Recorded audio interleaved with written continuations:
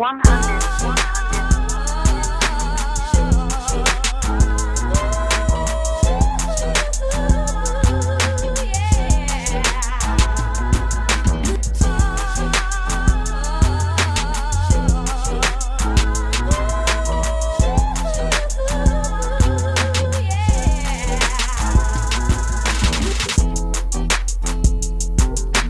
in Blue Jay Studios once again. Once again, man. How was your well, actually, you know what? Should we just go ahead and get started? Yes, sir. Let's get started. Let's go ahead and get started with this. What's good? It was good. I am your host, Jason JWilldoes, and I got my guy, Sam, Ivan, the Grizzly. You can leave the Sam off, man. It's just Yeah. great. Yeah. You can leave that off. Ivan, the Grizzly. What it do? The great. What it do, brother? What it do, man? It's a great day, man. It is a great day. I'm excited about tonight. I'm excited about the podcast tonight. I really am, man.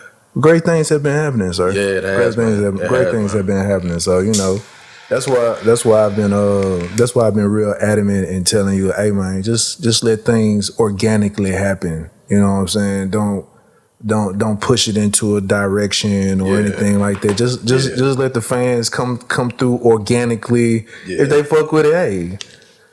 No, I ain't gonna say that, but hey, if they fuck with it, if you cool with it, cool. If you don't, hey, that jump one for you. So hey, I'm good with that too. So yeah, man. I just know you said something about damn. What? You said something about the blessings and whatnot coming, man. And I was actually at Havana last week. Me and my homeboy Phil. Again, never inviting his partner. Man, don't start that shit. I understand I got red hair, my nigga, but what? The redhead stepchild? What they got to do with you're treating your friend as the redhead stepchild? Here they go, that colorism shit again. We just talked about it last podcast. That colorism shit. And we're not far from the shade.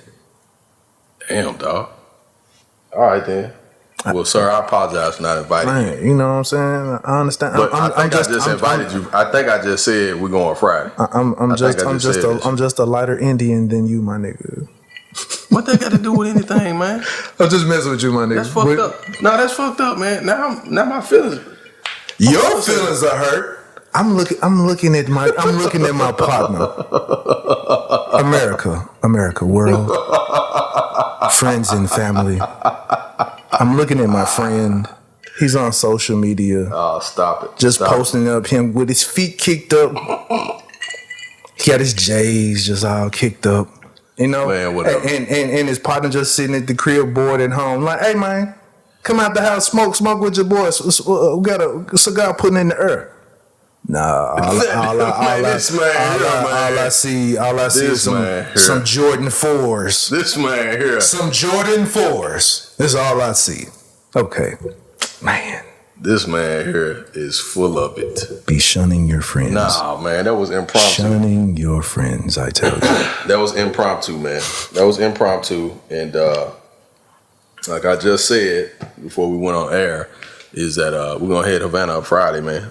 Go get some sticks. Get some good sticks, man. Some brown. And man, it's only one stick that I smoke on. That's them Gurkha joints. Oh, the Gurkha joints? Yeah, them Gurkha joints fire. Yeah. Give me the Gurkha, the vintage, or the Gurkha with the Grand Marnier in that joint, and I'm good. Oh, the joint with the Grand Marnier fire. You need to try. I'm gonna let you try the Liga Bravada joint. The who? Number 9 Liga Bravada. It's a nice stick. We got to talk about cigars on here. Matter of fact, we need to get my sister on here to talk about cigars. Really? Yeah. While we all smoke. Yeah. That's cool. Absolutely. Yeah. We got to do that. Give me 1 second. Mm-hmm. Oh, silence. You go ahead and shoot out. While my co-host here, I think he's going to the bathroom to take a shit, but I think nah, he ain't going to take no shit. Man, I think one of the things I noticed about this past week or so is people are really, and not just speaking from a personal, just from my perspective, people, I gotta shout out a couple people. I gotta shout out Jay for one, and I gotta shout out my homeboy Dre for just speaking life to a brother, like just sharing words of encouragement, and just words of encouragement, and also, man, just words of affirmation. I think that's important for especially for black men to encourage each other and to say what we see in each other. And my boy Dre said, he was like, man, I see the universe like really like shaping itself around you and your purpose, and I see it coming together, and everything that you're doing is just, I see this explosion, you know what I'm saying, of success and whatnot. So like I was, I think about it all the time, like, am I in God's will? Not just asking myself, am I in God's will? But you sometimes you question yourself or your decisions that you make, and then you look for the results of those decisions and the impact that those decisions make. And so seeing that impact and that positive impact, I think, it's a powerful thing, you know what I'm saying? So, shout out to the fellas, like shout out to the brothers that, pour into, fellow brothers and speak, give advice, warnings, whatever. And me and Jay talk about this a lot. Like we talk about this a lot, just about different things. Just giving each other, leave these hoes alone, man. Yeah, that part too. That part too. Yeah, definitely that part. And you know what I'm saying? Just, man, realizing that, and this one word of advice I'll give to anybody out there listening is, man, look at the people that speak life into you, into your situation. Them the people that you really want around. You know what I'm saying? Like, if you got somebody, man, that is like really always speaking like giving you positivity, but at the same time telling you the truth too, like warning you or saying, hey, man, man, don't do that shit. You know what I'm saying? Like, watch yourself. You know what I mean? When you get that type of advice, sometimes we view it as a negative or stuff that we really don't want to hear because it's not what we want to do. You know what I'm saying? Or we look at it like that nigga hate. Or we look like they hate. We look at it like they hate. These motherfuckers just jealous of what I got going on. But in actuality, they looking out for you. You know what I'm saying? And they see something that they've already experienced or seen that they don't want you to fall in the same type of situation. You know what I'm saying? So that's why I be trying to get. That's why I've been like, hey, man, my nigga, he free. These piranhas trying to get at these niggas. I'm like, hey, man. It's definitely blood. It's definitely blood in the water. It's blood in the water, my nigga. Blood in the water. Like, I know that now. Like I said, I didn't know it. Like I didn't know it or acknowledge it about a month ago, but it's definitely blood in the water. You like how they say when the young nigga first go to jail, the fresh fish on the line joint. So, yep. or you know what? Perfect example. You like right now, you like that new kid that come to that from our old school come to a new school. I was like, hey, who's this guy? Like I was when I came from the school I came from and coming to that school. It was like, who's this guy? Hi, new guy. Hello. Yeah. Then they devour your ass and like.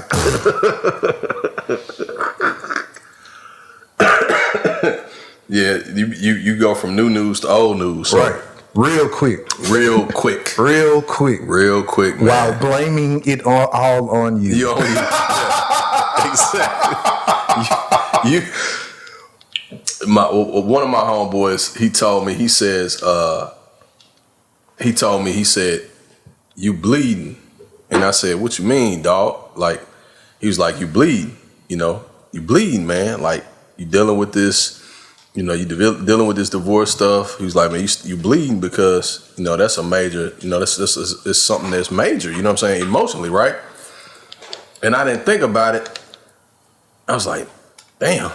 He was like, you ain't just bruised about it. He was like, you bleeding, bro. You got to stop the bleeding. And then you came back and said, it's blood in the water. So sharks definitely can smell blood. Yes. You know what I'm saying? So sharks definitely can smell blood. You know what I'm saying? And they were just sitting up there eating popcorn, just looking at your post like, he's gonna crack eventually. And they just sitting waiting, just like a shark. And then all of a sudden, you post that. You might post something like at 9 o'clock in the evening. It's like, he looks vulnerable.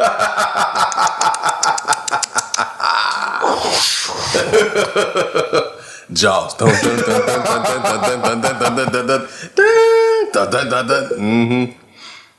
That's why I started to pay more attention to what I was posting, because I was like, wait a minute, am I not telling too much, but am I showing some stuff I don't need to show? Yeah.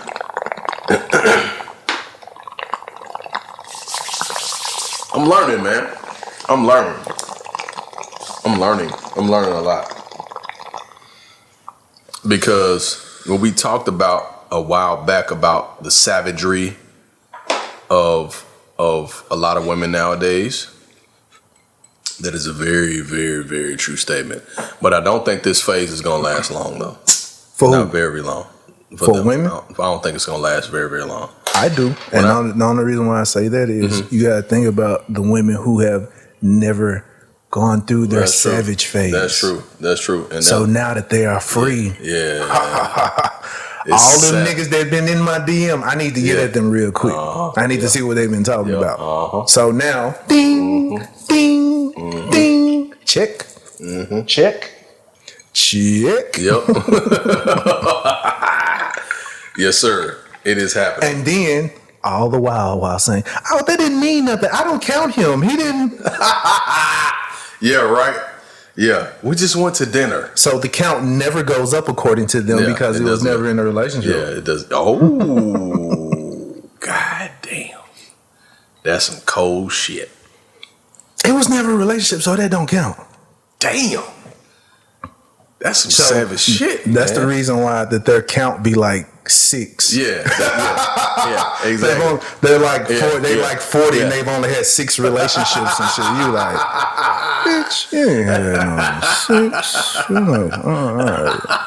I know 6 niggas that you smashed, and you wasn't in a relationship with them. You be like, okay, all right. Is this what we doing tonight? like that was definitely not in my mental notes. No, hey, we just okay, all right, man. This is just the floor of the conversation. Yeah, this is what it is, man. This is just the floor of the conversation. How it happened. Savage Part 2. How it happened. Man, definitely, like, I will say, man, the tides have definitely turned in terms of how smooth a lot of these women are, man. They smooth as butter.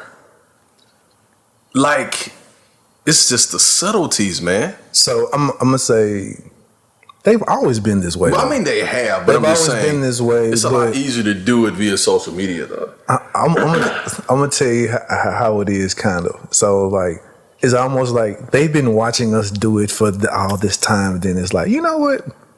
I'm gonna show you how to do it, son. I'm gonna show you how to do it, son. I'm gonna show you how you really get this off. All while doing it in your face. In your fucking face. While doing it in your face. Oh my God. And you be like, in your face, dog. It be blatant. It be right in your face. So face. It be. And then when you shoot back 2 or 3 months, you be like, how long? She been doing it. It's right there in front of you. You be like, damn, she been getting this shit off.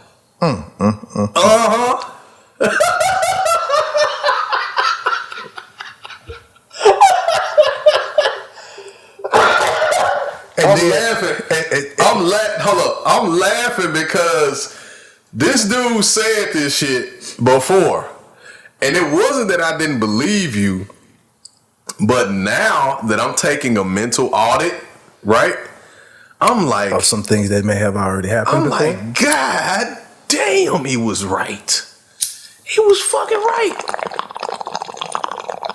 I'm like, damn, it sure was. I said, this was game. No, like this was game.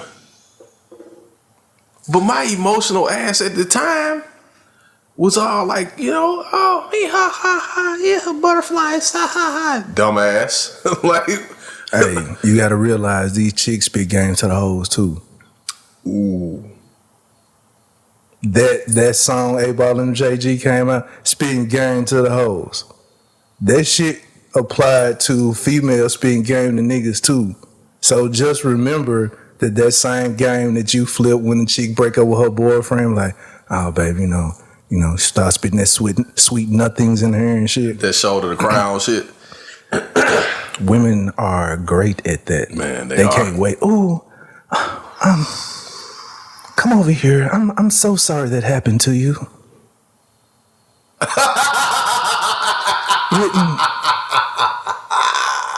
Wouldn't you? Oh shit! Would you like some company or? Oh shit! Don't you want to come over, talk about it? And true enough, it might be sweet and innocent at the time, but trust and believe, there's a little devil in the back. It's gonna flip. It's gonna flip. It's gonna flip. Go ahead and invite him over, girl. and wear those little shorts. Right. That you like to wear. That you used to wear in high school. Yeah. You know them high school gym shorts. You like, oh shit. You couldn't even fit them just man. For real. Now you putting these motherfuckers on? Hey man, damn. You know what? High schools need to still be selling them songs. What, for graduates? Like people that graduate to go back and buy them? Yeah. I think there will be a few women that I would still like to see in the gym shorts. Man.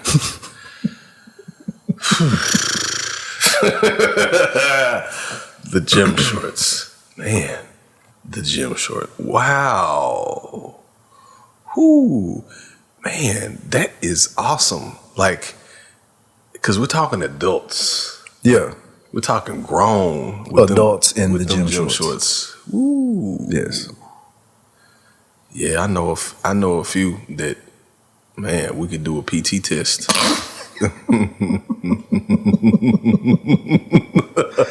Man, you sound such like a perv.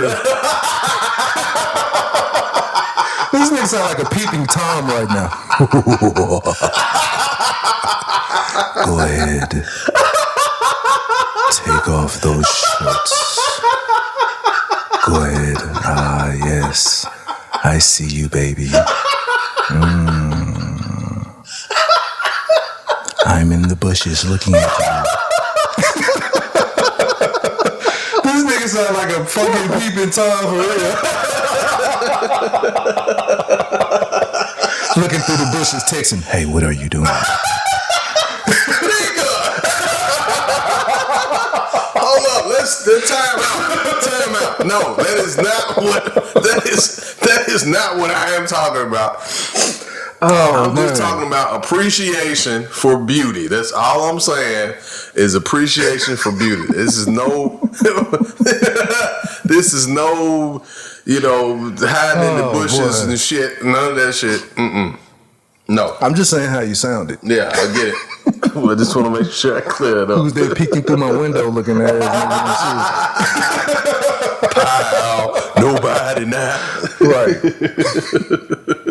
Right. Oh shit. You say that.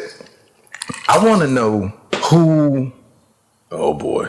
I want to know the books that Goody Mob and the Wu-Tang Clan read. But yeah. And the only reason why I say that is because the shit they rapped about in the 90s is what's going on now. Yo, it is. It I'm like dead ass. Yep. Like the barcode, the implant, trying to implant a chip and all of that other type of stuff. That stuff what they were talking about then is implications of that happening right now. Mm-hmm. I want to know what books they read. Like they were like what? At 17, 18? Yep, 16, 17, 18 years old. Rapping about that? Mm-hmm. So, yeah, I want to know what books that they were reading where they were up on game on that, just like Method Man and them. They were up on game. and then, you know, a lot of that had to do with meth and them too. Like a lot of them, the New York dudes. The Nation. There was 5%ers too. Yeah, it was 5%ers. So, but Goody Mob, what? Nah, they was just. I don't think they know 5%. Nah, no. They just were woke from a stance of like hanging around the old heads, and then being exposed to shit too. Because you got to think about too a couple things. So when you grow up around old heads, and then you grow up around niggas that been to jail, like they read. You know what I'm saying? And then they pass on information to, you know, they pass on information to the young heads. You know what I'm saying? I'm trying to figure out why you just not knowing that. I don't know why it's so fucking loud. This man. And this man, this dude right here, man. It's all loud as fuck. All right. But yeah, you know, they had connections to, you know, like you had the older uncles that went to jail or something or whatever, and not just jail, but you know, they were like learned. They read, the old heads. They read books. They had been places. They had experiences, and they shared that information. So, you know, it's when you get exposed to it, it becomes a part of your psyche, and whatever it is that you're doing is gonna come out. Like when I listened to Killer Mike, like even back in the day. Like Killer Mike's rapping, you knew that Killer Mike read books. You know what I'm saying? Like you knew Dre and Big Boy read books. You know what I'm saying? Because of their like the shit that they talked about in their music. Hell, you knew Jay-Z was a nerd based on a lot of the shit he talked about. You know what I'm saying? And so when you hear that, it's like. When you exposed to Jay-Z search, was just old. He was already like 30 when he came out. 26. Yeah, of course. Like he was 26. Yeah, but he already had knowledge and experience. Hell yeah. Because even Pharrell said he was like Jay-Z is a nerd. Like he read a lot of shit. You know what I'm saying? Like he read shit that other people don't even be thinking about. You know what I'm saying? So I think that's what sets aside like when you're an artist, or you can be a painter, you can be a blogger, you can be a rapper, you can be a designer, whatever the case is. Like you always got to be read up on some shit. And so they were talking about that then. Like, you know, the song, the Art of Storytelling Part 2. Yeah. You know, when he was talking about, he was like, the sky's falling, nobody balling. They done gave back their guns. They had some tickets to the playoffs, but the Hornets, they won. Nigga, we slum. I kept all the guns. I got to protect my family. Drove the biggest thing in the house. I knew they tried to ram me, but I'm stabbing and slabbing on the expressway the best way I know how. Up in the sky, east, west, no clouds. I'm coming down. Fuck that money now. And he describing this apocalyptic type of experience. Mm-hmm. You know what I'm saying? Him and Dre are describing that. And so, in a lot of ways, this whole COVID-19 shit is kind of like an apocalyptic type of experience. You know what I'm saying? You got businesses shutting down. You got cities and states and shit in countries, complete countries shutting down, and nobody's going outside for 2 months, right? Right. This shit looks like a scene from the fucking Walking Dead. You know what I'm saying? I've been telling you. And so then while that's happening, you got, you know, and I'm not getting into the conspiracy, blah, blah, whatever about 5G and all the other stuff. But man, we finna have a conspiracy episode. Not this episode, but we're gonna have a complete, because we want to get all the shit out. Whoever wants to dig into it can listen to that and dig into it, definitely. Just to cover a lot of shit on that. But, you know, the conversations about the internet, 5G, conversations about what's going on at the White House and all this other kind of stuff, you know, it's, hell, that's stuff that we've seen go on in movies. You know what I'm saying? Right. And so when you see it, you like, damn, like, okay, these dudes knew what they was talking about. Right. You know, like you said, who's that peeking in my window? Blah. Nobody now. You know what I mean? When CeeLo said, I don't know if this gate is put up to keep crime out, to keep our ass in. And if you listening to the words of the song, they're talking about like the government is trying to put cameras inside their home so they can see what's going on. Mm-hmm. So that's what who's there peeking in my window. Yeah. I'm like, hold on, because back then I'm like, they weren't talking about putting cameras in our home back then. Mm-hmm. So that shit just went over our head. Yeah, it did. It went over our head. It just sounded cool at the time. And it was a song that they played on the fucking radio. Think about it. They played that song on the radio. It was a top 40 song. And like I said, it still went over our head. And it went up straight over our heads. Who's that peeking in my window? Blah, nobody now. You know what I'm saying? It was crazy. It wasn't no club banger or whatever. And folks used to bump that shit. Yes. You know what I'm saying? While overlooking the message. Me and my family, we moved to an apartment complex. Everybody didn't overlook the message, but the gate the masses, with the cereal code was put them next. They say the community is so drug free, but it don't look that way either. Me, yes, you know what I'm saying? Yeah, it was great music, man. Great music. Still man. is. Shout out to Goody Mob, man. Shout out to the legendary Goody Mob, man. Goody Mob. Shout out to the legendary Goody Mob, man. Cujo Gilt, CeeLo. Cause even with Andre 3000, he still rap like that about all of the knowledge. I wonder, did all of them get that from Erykah Badu? Or I wonder, was she kicking with them then? Nah, she was kicking it with them then, but they ain't all get it from her though. That's interesting. She definitely had an impact on Dre's music. I know after a while, like after, you know, she definitely had an impact on his music, I think. I know she had an impact on Common's music, definitely.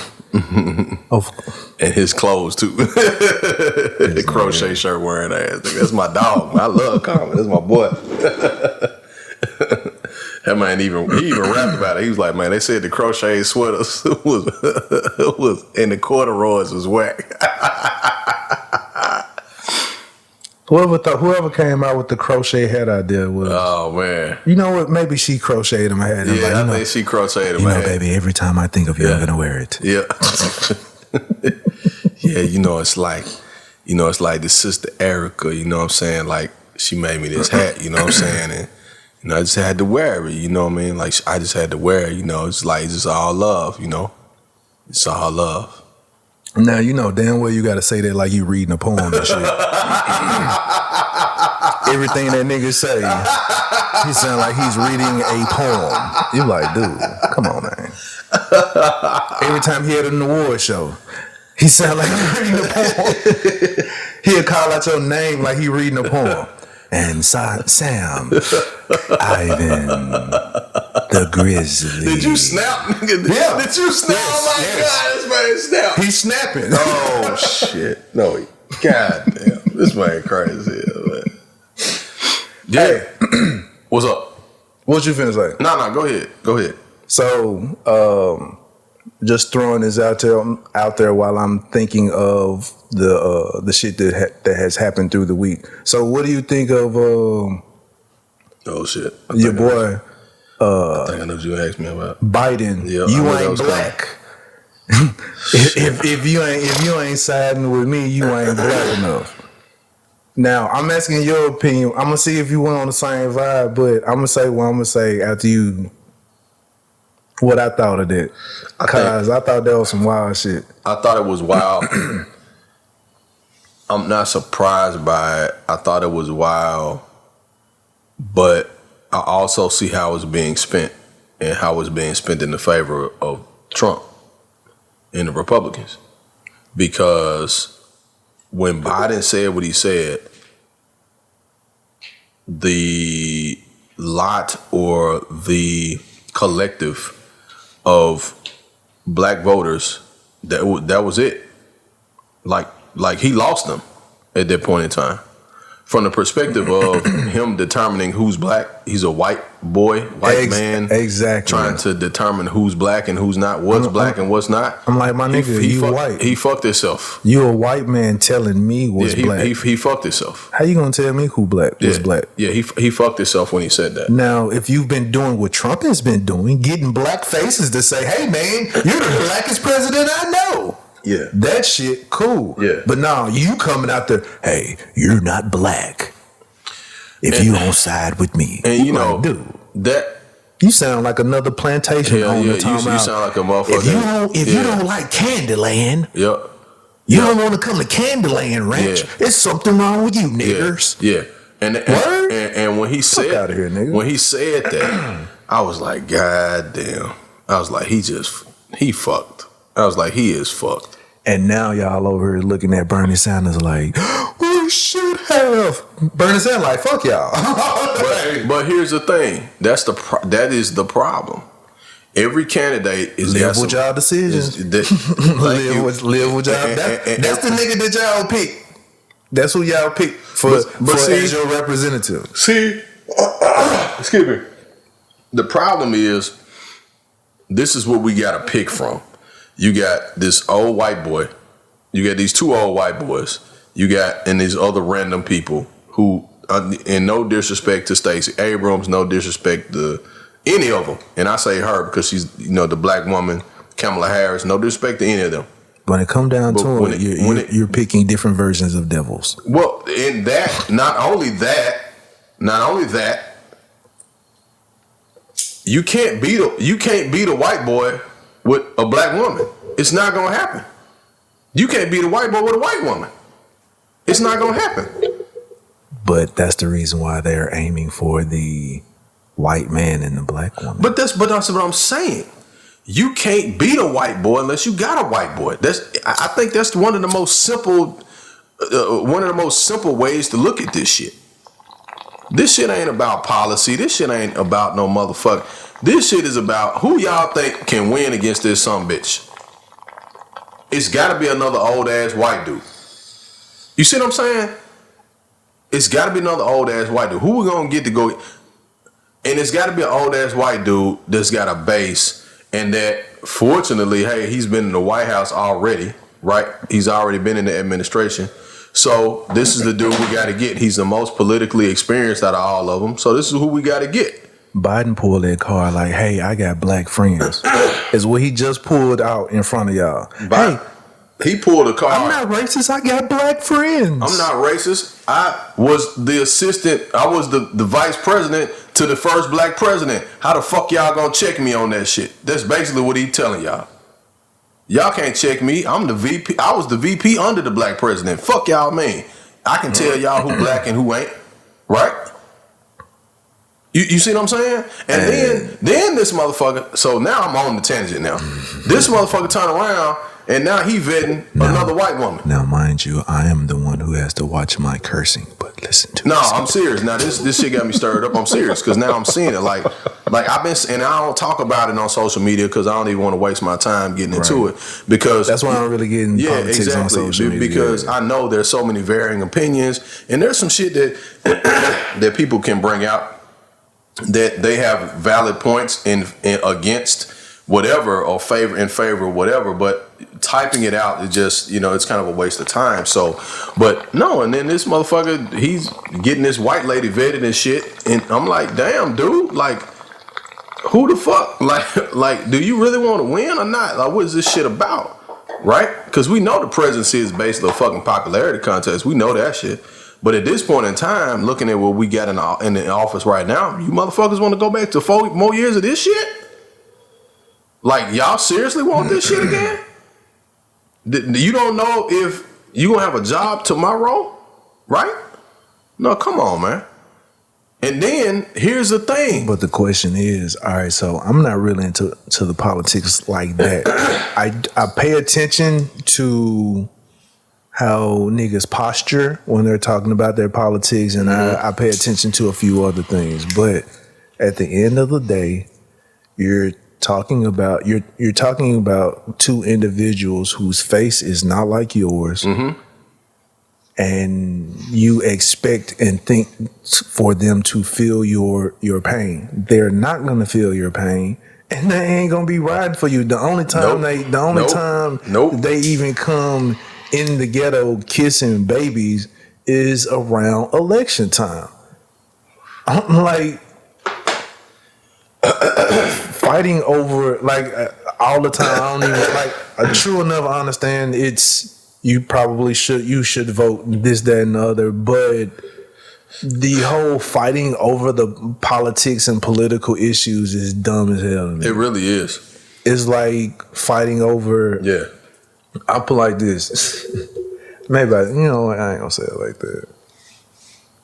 The fighting aspect is dumb as fuck to me.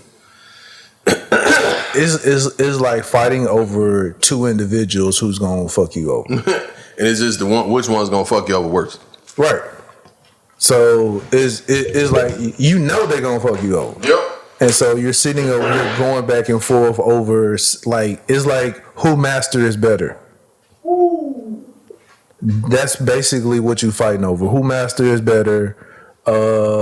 This is gonna happen. That is gonna happen. But at the end of the day, nothing still is gonna happen. Ain't nothing gonna change. None of that. So it's like, what y'all really arguing over? You ain't finna get no raise. You ain't finna get an extra check. You ain't finna get a new house because of this. None of that is gonna change. You might find out some new dirt about the individual that you just got into office, but outside of that, and then the other thing, what do y'all really know about this Biden ass nigga? You ain't got no background of this nigga. About who? Biden. Oh, they got a background on him about him how he voted for the '94 crime bill and shit that got more black folks incarcerated. The one that Clinton, put down. So what I mean is, like, have they even been in like an office position or anything like that before? Who the Bidens? Yeah. He's been in politics forever. Okay, gotcha. Okay, but yeah, it's just funny that this nigga came out with a commercial that just was it the commercial or was it an interview? I think it was either a commercial or interview. You ain't black.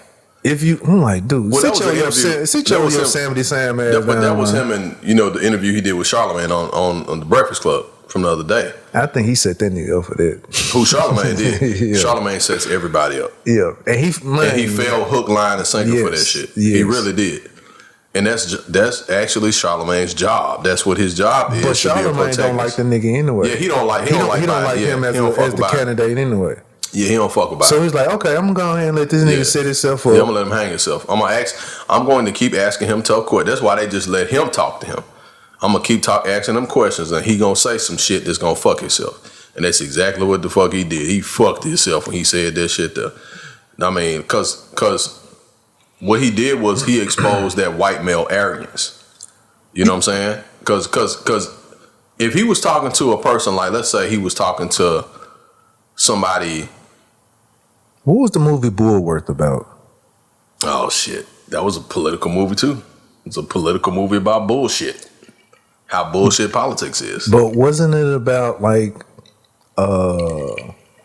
was he like black underneath, but he was like white or something like that? It was some shit like that. I can't remember what it was, but it was like a message within that or something. It was like trying to, I can't remember what it was. I'm gonna have to watch it again. That's the only reason why I'm asking. Cause it's like, I think who was in that? Who was that?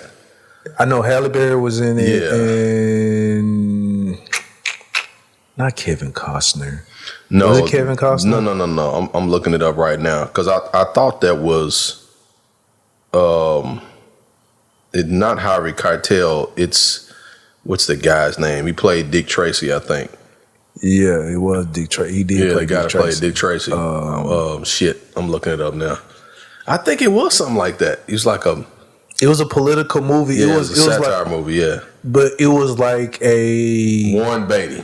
Warren Beatty. Warren Beatty. Yeah, it says he was. He was trying to get a white president to do nigga shit to get the black vote, or something like that. Yeah, so.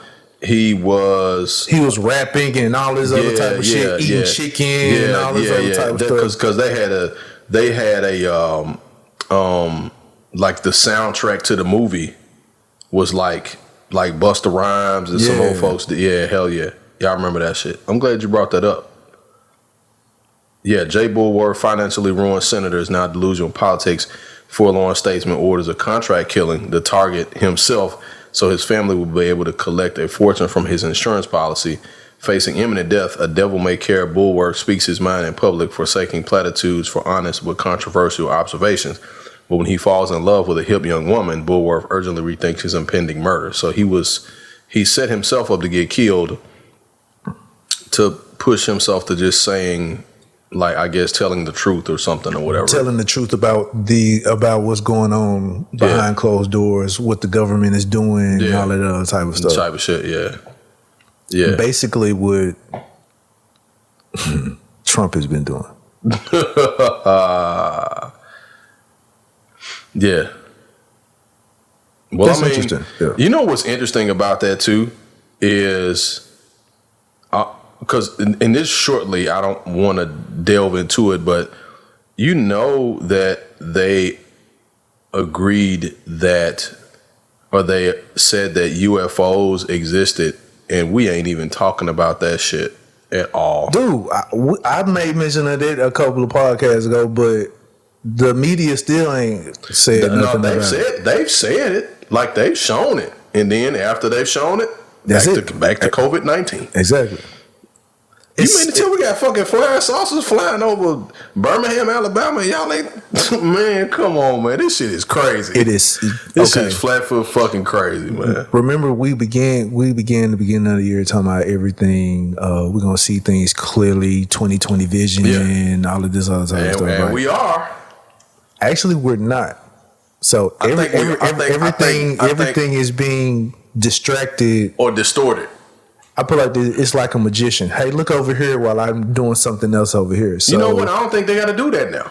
But I'm saying everything is COVID-19. Yeah, everything is COVID-19. Absolutely with that shit. Yeah. While everything is COVID-19, there's a whole bunch of other stuff that's going on within the news that's only getting like 7 seconds of time, and is never being repeated again. But it should be some things that should be repeated again. Yeah, that's true.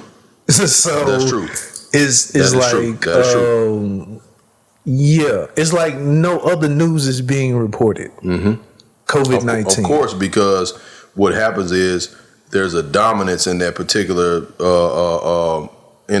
topic. I'm actually looking for something now. There's a dominance in that particular topic, and then when other stuff is going on that is important, that's imperative to your safety, to your money, to everything else, it kind of takes the back seat. Because the whole economic shift that's going on right now, like I see people discussing it on social media or whatnot, but there's definitely a big economic shift that's going on. And then when we talk about recession and depression, this is what happens when the economy fails. There's also more millionaires and billionaires that are made in this particular time than any other time. Which reminds me of, I was just watching the movie Trading Places this morning. And while you say that, the old school Trading Places, yeah. And while you say that, during this time while people are getting their money taken from them, or they're losing their jobs and they don't know what to do, and they're resorting to crime and other type of things like that. Yeah. The niggas who are on the bottom, who have been struggling and doing whatever like this, is a time like, hey, bet I'm shining now. Yeah. Pretty much coming up. Yeah. Coming up. Exactly like the movie Trading Places. Because opportunity is available. And we have the internet. I kind of forgot about that movie. That was a pretty cool little movie. Yeah, it was. Got a little moral of the story, because even Eddie Murphy, I was like, that nigga forgot where he came from. Who? Eddie Murphy. There was a minute. There was a moment. It was like it was around Christmas time. There was a moment where he forgot where he came from. Cause like, the scene where like Dan Aykroyd came up in the joint. Okay. Where he came up in the joint as Santa, and he tried to frame him and all that other type of stuff. And then he was like, a guy who coming in like this, he should know where he was talking like. Yeah, he was talking like he was in the beginning of the movie, and I was like, you do forget where you come from. I guess if you get up in a certain position after a while making some money, like, okay. And then it's kind of like he snapped out of it real quick, and then went ahead and corrected the jump. But it shows how easy we can become affected by hubris. Hubris. You know, I just have a high school education. That's not true, sir. What is a hubris? Is this a new car? A new vehicle? No, it's not a new car, a new vehicle. It's not a new car, a new vehicle. I'm just messing with you. I can draw. I know you know I can exactly draw context clues, but hey, I was about to say, I know you know exactly what the fuck hubris is, sir. I can draw I'm context pretty sure clues you do. and figure it out. I'm pretty sure you do. So here we go. Hubris, excessive pride or self-confidence. This is it. It refers to the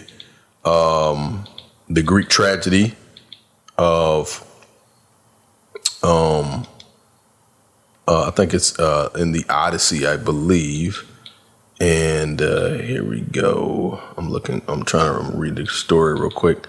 But basically, it's when you get full of your damn self and you destroy yourself because of your own foolishness and being able to lean on your, as the Bible says, don't lean on your own understanding. But when you get full of your own understanding, you become vulnerable. Like your grandmama used to tell you, don't start smelling yourself. Man. Yeah, don't start smelling yourself. Don't start smelling yourself, boy. I see how you walk around here, baby. You smelling yourself. Right. What you mean I'm smelling myself? Okay, I see you over there. Yeah. Sniffing.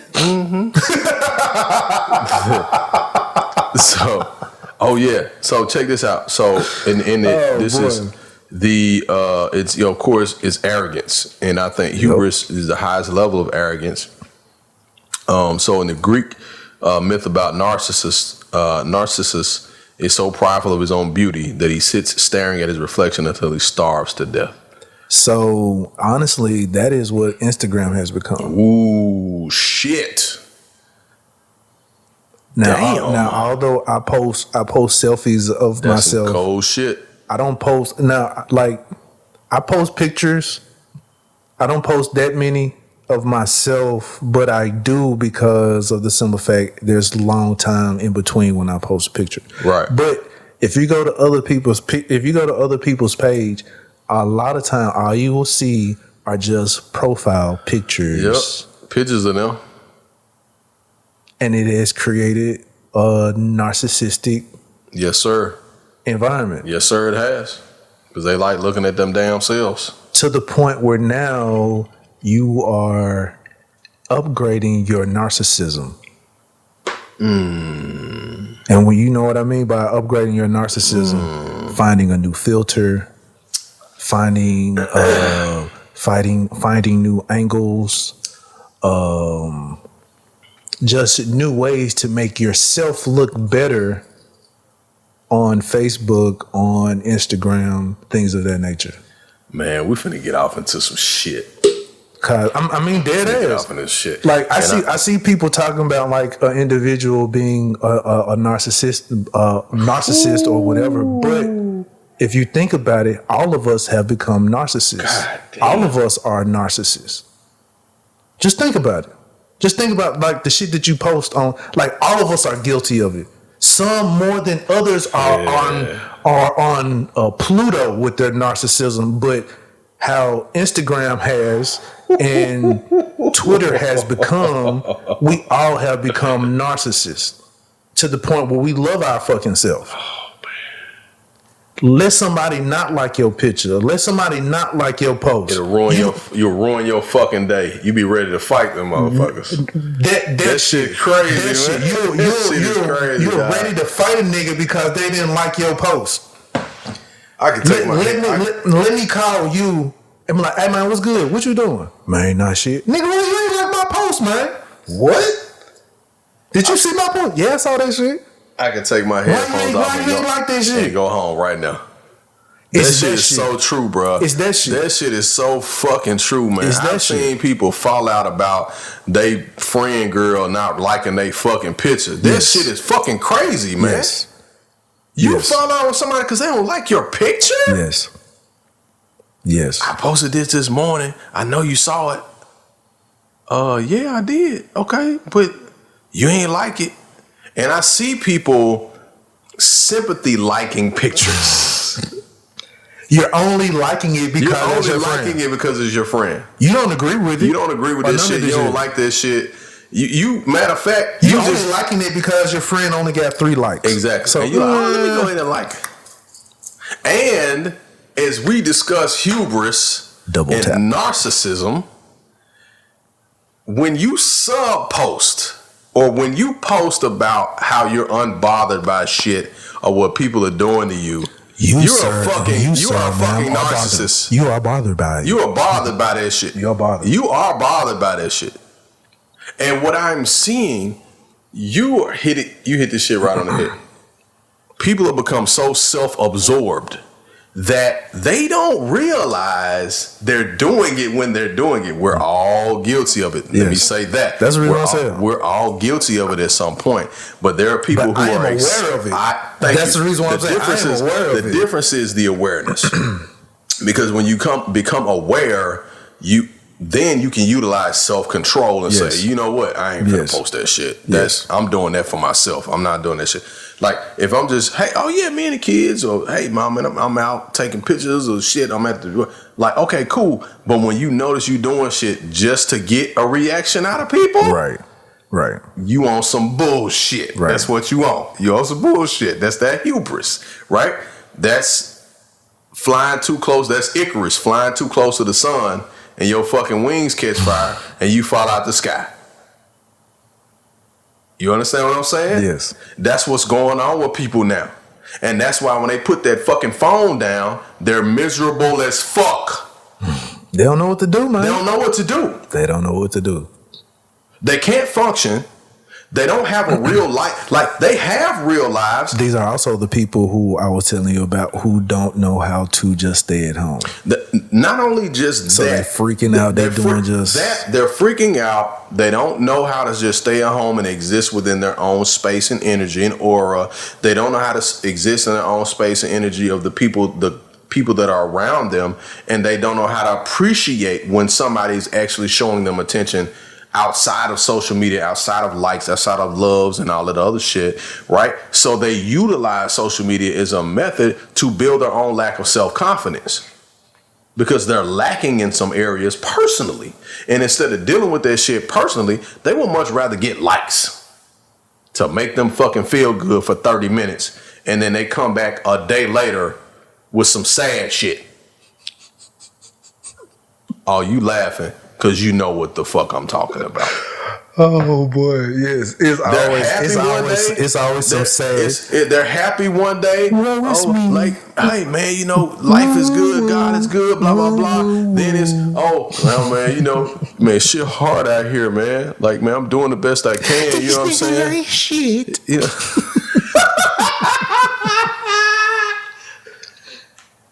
These niggas all in my inbox and shit. Right. All these married men in my inbox and shit. Man, get your lame ass out of here. It was the one ugly married nigga that's in your inbox, and now you complaining about that. The one motherfucker that you ain't, the one married motherfucker that you ain't gonna fuck with, but you already fuck with the other 3 married motherfuckers. Let me stop, dog. Man, I be want to be like. Let me stop, dog.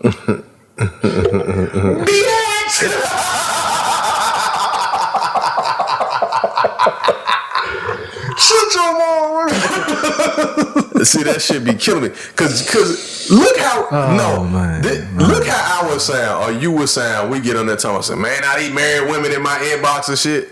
Fuck I'm gonna do that for? That's gonna make me look stupid as fuck. Be like Angry Man on Martin. Man, sit your ass down, so man, sit your ass down, Martin. Sit your ass down.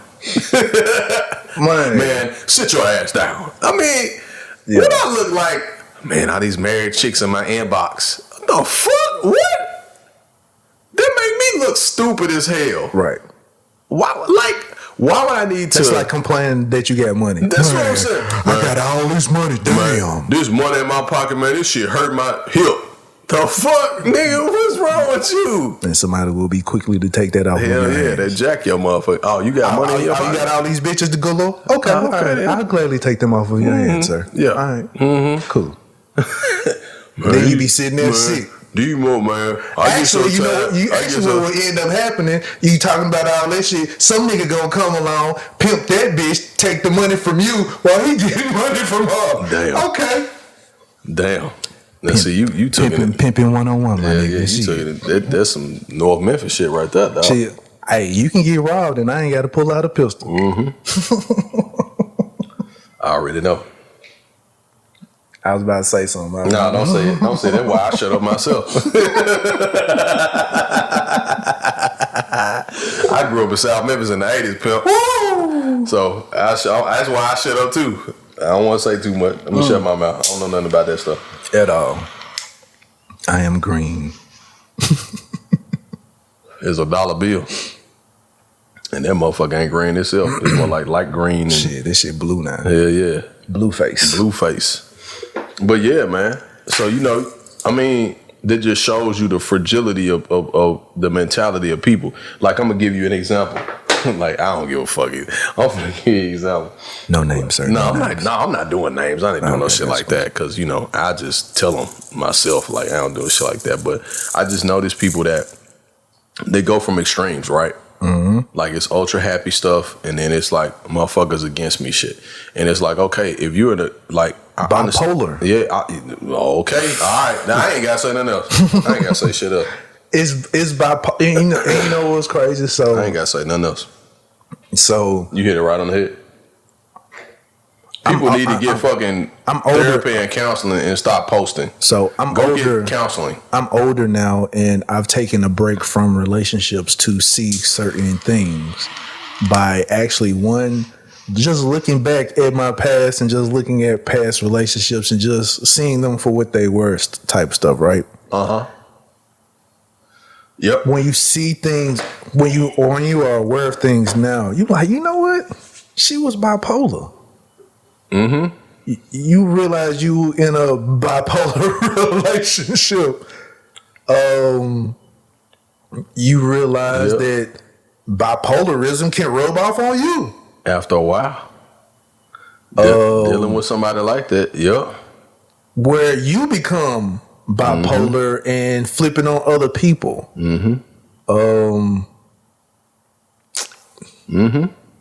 Go ahead. Go on, talk, man. You saying this shit, I mean, I'm gonna tell you something. When you're dealing with somebody that's kind of unstable mentally, that shit wears off on you. It has a strain on you mentally because you constantly trying to satisfy them and figure them out. Yes. Like and that shit wears on you because you like, damn, what's wrong with me? Yes. Like, what the fuck am I doing wrong? Yes. And you trying to please them and understand them and talk to them, and they ain't talking to you, and then sometimes they talking to you, and sometimes they listen to you, and sometimes they don't, and then they shooting off and shit, and then you trying to feel like, damn, what the fuck? Like, ladies, just so you know, ladies, this is being said just so you know, we got feelings and emotions as well.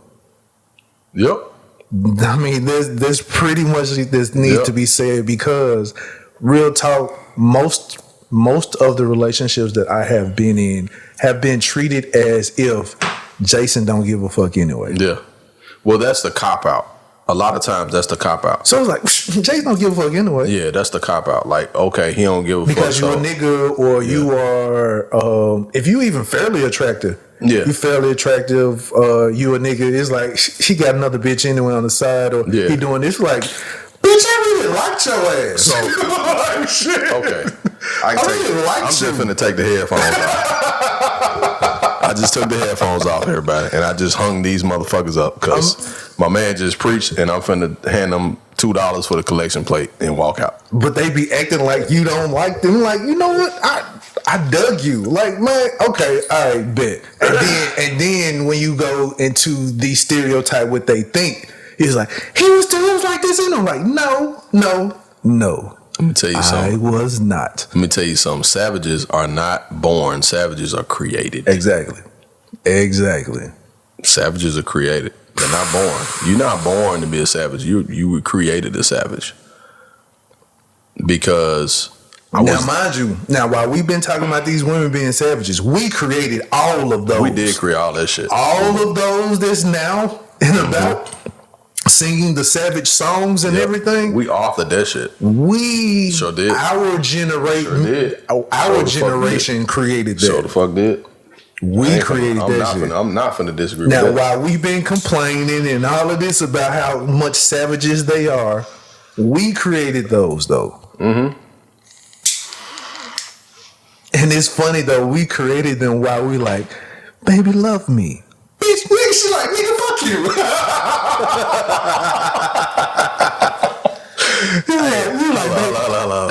Baby, baby, love me. Give me a hug. Let's snuggle. No, stop. No. Let's get married. No, nigga, no, be quiet, nigga, be quiet. I gotta say this shit. Oh shit! They have become such savages that they will show you the messages another nigga sent them about why they wouldn't be with him, and it be shit like, "Why wouldn't you love me? Why wouldn't you be with me? What did I do wrong?" They will show you that shit that of them texting sounding like a chick. Exactly. Look at this nigga. Look how he talking. Look how he talking to me. That's the most savage shit ever. And you sitting there looking at it and you tripping, but at the same time you like, damn, I can't never be nice to her then. This motherfucker. I don't trust this. That's the first thing. I know. That's the very first thing when I see that shit. Is like, you know what? I can't trust this. I can't trust this motherfucker. I know. I'm never telling her anything confidential. Shit. Hell no. So I know I'm gonna like her at a distance, because what she's gonna do is she's gonna use my weakness against me. Yes, at any point in time. At any point in time. As soon as you get into a fight, nigga, you was crying over so and so. You like, word? Damn, this how we doing it? Damn, bitch. I trusted your ass when I cried on your shoulder. Alright. And anybody who know me, when you hear this, bitch. Well, you already know it's over. It's done. It's like it's okay for me. It's done. Once you hear that one word, bit. All right. Mm-hmm. When I say all right, okay, this shit, yeah, bit. It's that shit gone in the ground. We done threw dirt on that motherfucker. It's buried. Once that word bet come out, it's like bet is one or two things, one extreme to another. We real good, like all right, bet, come through, whatever, and then it's all right, bet. That's when you put the name on the tombstone. R.I.P. relationship. Like, this is the day he said this. Like, cool. That right there, man. I would have to say, you know, man, like ladies. I'm gonna say this with the utmost respect.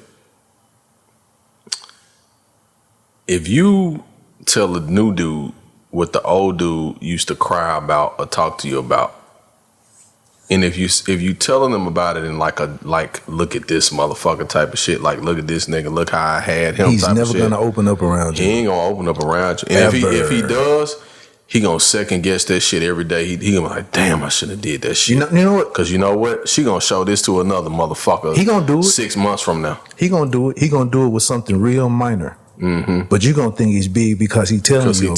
Yep. He just want to see if it's gonna show up somewhere else again. As soon as y'all get into a fight, you throw it up just like that. Yep. All right, bitch. Gotcha. And you know, it's some arrogance. We talked about hubris. We talked about arrogance. There's an arrogance attached to that. That's narcissism. Because when you're dealing with a narcissist, that's somebody that it doesn't matter how they get the attention. It doesn't matter when they get the attention. It doesn't matter what you do to give them attention. They're going to get that fucking attention from you either way. If it's negative or positive. They're going to get some attention from you. And man, I've been in so many of those relationships. And when we're talking social media, so I'm going to say this shit. I'm going to say it comfortably. If you see a person on social media that's always got the opposite sex making comments about shit, right? You're talking about dudes? It could be dudes or ladies, because I'm talking ambiguously right now. I'm talking left hand or right hand, so it could be. And I use shit. Damn, man, the fuck. Like the spirit left a nigga. So I gotta give context to what just happened. No, so this man, no, nigga over here Harlem shaking this shit.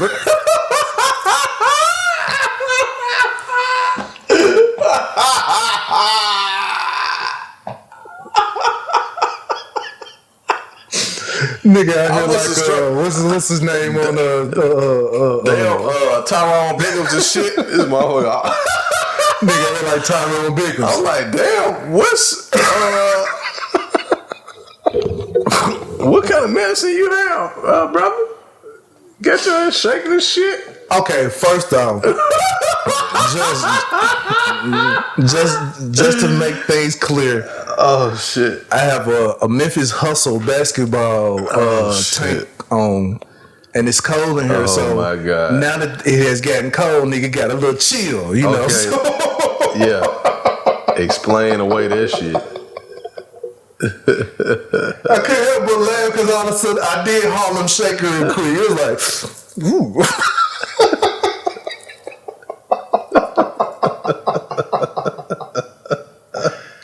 Oh shit. Oh man. Oh man.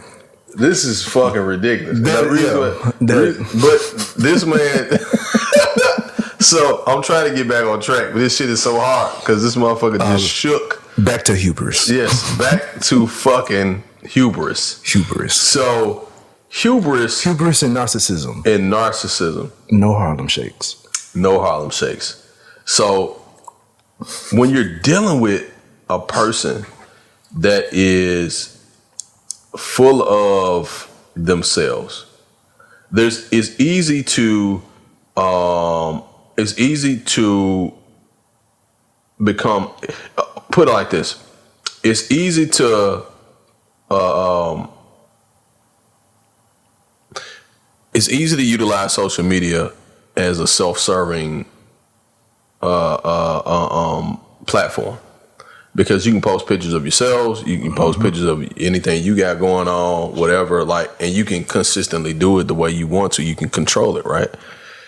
What I noticed is people using it for attention all the time, and that becomes it's kind of dangerous, because when that attention is not there, or they pull themselves away from social media and they don't receive that same type of attention, right? You gotta step the attention level up. You gotta step the attention level. Yeah. Damn, that's some cold shit.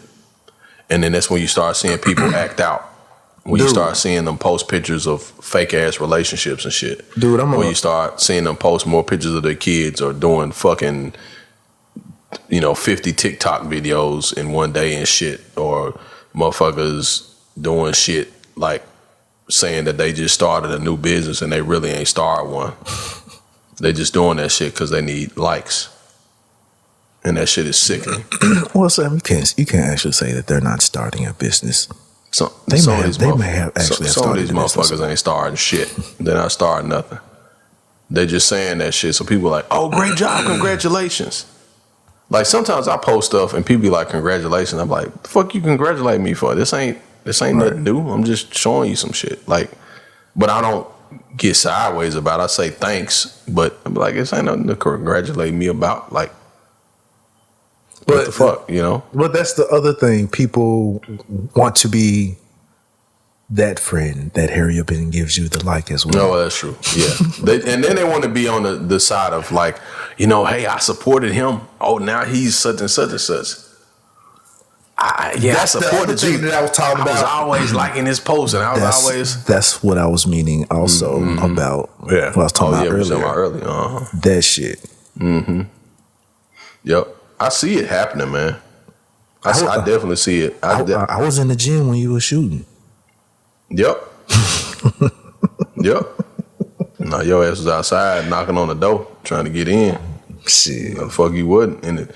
Because you wasn't in there with me when I was shooting that motherfucker 1,000 times and shit, arms and shit hurt, stomach hurt, back hurt, and hungry. No, the fuck you wasn't. But everybody wants to be rewarded for somebody else's fucking work. Oh my goodness, yes, yes indeed, yes indeed. You in there putting in the work, sweating and shit, and all that. They outside saying, "Yeah, sweat. You ain't doing none of this work." I mean, but fuck you mean sweat? Fuck you mean good job? No, you ain't get here and do this shit with me. You ain't throw me a pass, motherfucker. Sir, that's the American way, though. I know that. Shit, that's what we do. The American way is to based ride fucking coattails. Off of other people's sweat and tears. Mm-hmm. Yeah, kind of like slavery, huh? Yes. Yeah. Yeah. Sharecropping. It's called the music industry. Mm-hmm. They're still doing that shit. Yeah. You got motherfuckers now can't even do live videos and shit. They gotta get permission to use the music. Are you fucking kidding me? So basically, if I DJ a party now, I gotta get permission to DJ the music and video it. Fuck out of here, man. Well, because of the simple fact you are a DJ, no. I'm that just is saying. your profession. Yeah, I'm just saying, man. But a regular person, yes. This is fucking control. Some motherfucker who don't even know what the fuck a Harlem Shake is making that decision. You know what I'm We saying? back on the Harlem Shake, sir? Is that No, what we back on? we're not back on Okay, that. gotcha. Hey, so all right, real quick, I know I made mention of trading places, but I wanted to say make mention of trading places because. So I remember, like, we always make mention of people doing blackface or whatever. Do you know Dan Aykroyd was blackface in that joint, playing a Jamaican? Who? Dan Aykroyd. Yes, he did. Trading Places. Yes, he did. He was a Jamaican. He sure was. Lionel Jacobs. He sure did. He's like, I'm Lionel Jacobs, man. Do you also remember there was an entire movie about a man in blackface? It was called Soul Man. C. Thomas Howell played a black college student. He got into the school, but he because wasn't white though. He was a light skinned dude with blackface on. No. C. Thomas Howell is white. He was white. That Yes. curly haired dude. Yes, C. Thomas Howell is white. He played a black man. He played in blackface in that movie. It was called Soul Man. I do remember Soul Man. He did nigga shit in that movie too. I do remember Soul Man. And this was back in the 80s because Ray Don Chong played his girlfriend, and they found out he wasn't black. Okay, he played black so he can get into the college, because if they had to accept so many black people in their college, so he couldn't get in as a white boy, so he changed his skin color to get into that school. Is this generation soft? What this generation here? This current generation is this generation soft? In some ways, I won't say soft, but they're oversensitive. The reason why I say that because a lot of these movies would not. These movies would have outrages. Hell no, they would have an outrage. Hell yeah. Yeah, like Trade Place. Man, a lot of that shit that came out in the 80s and especially like in the late 80s and 90s, that shit wouldn't fly today. They would shut the motherfucking movie theaters down. Yes, like they would they would be like picketing and shit and rioting and shit over that shit. Because although I was dying laughing when Dan Aykroyd came in as a Jamaican, hey man, that shit is funny as hell, man. I was like, what the hell? And I know it was Eddie Murphy's idea for the nigga to do it. Had to be. You know that was Eddie Murphy's idea. But yeah, just why I was like, I can't believe this man was in blackface. Hell yeah. Oh man. But do they go back and say, hey, Dan Aykroyd was in blackface and Trading Places? No, they don't bother that shit. They don't bother that shit. But let his ass run for office, they're gonna bring it up. Oh, definitely. Definitely. Mm-hmm. Yep. Definitely. That was funny to me with that Trading Places joint. Mm-hmm. It was a good movie. My other joint was gonna be about. I know we talked about it before when we was on showing Eddie Murphy love or whatever, but you think Coming to America was before its time? Hell yeah. It was before its time, man. Because I know it really was. I know, like it's a cult classic with us, but I still think it's a slept-on movie still. Well, you know what? Amongst the black culture, we are aware of it, but I think it's still a slept-on movie. Yeah. Like, one, if you look at it now, it's still good enough to watch now. Hell yeah. But I think the dynamics of that particular movie, as it pertains to an African king and an African prince coming to America to find a bride, I think the conversation also says that, hey, what first of all, we got black royalty, African royalty. That's the first. Let's just shout that out and applaud that. That's the first thing. They wearing their own royalty polos and all this other type of stuff. Then the other dynamic is African or American, African American or black royalty. Here, McDowell owned his own company. Like they weren't hurting at all. Hey, and the other message was to show you how to get around being like, okay, so real quick, he said a real quick message as far as how he got around as being McDowell's versus McDonald's. He was like, they have the he's like, I have the Big Mick. They have the Big Mac. He's like, they have sesame seed buns. My buns have no seeds. Yeah. So it's like he can sell the same shit. Yep. Just vary it. It's like peeping you on game as far as how to sell shit to get around copyrights. And when you think about it, white people do this shit all the time. They do this shit all the time. Like I was looking at a commercial that was playing I Like the Way You Move, but it wasn't playing I Like the Way You Move. It was a rendition of it. Yeah, it was a rendition of it. And they just switched it up a little bit so they can play without getting So corporations and white people all the time, if they don't feel like that they should pay you for something, they gonna find a way. Like, oh, okay, well, yours had this ingredient in it, mine has this in it, or it has that, but it has this, and that added in there too. So they get their ways around it that way. Yeah, and that's the thing. Like you just mentioned. They find loopholes. Yes. They find plenty of loopholes. King of loopholes. Yes, they're the king. They're the kings of loopholes.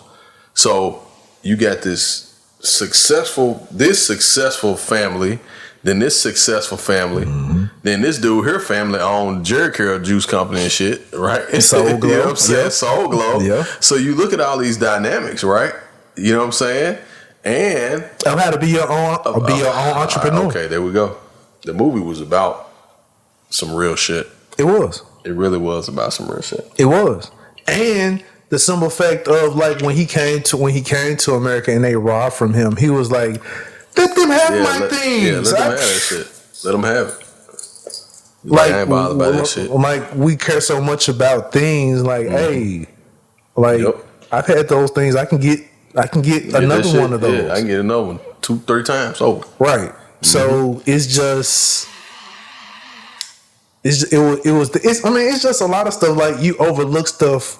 Like when you first look at it, it was all the entertainment of it, right? And the comedy and.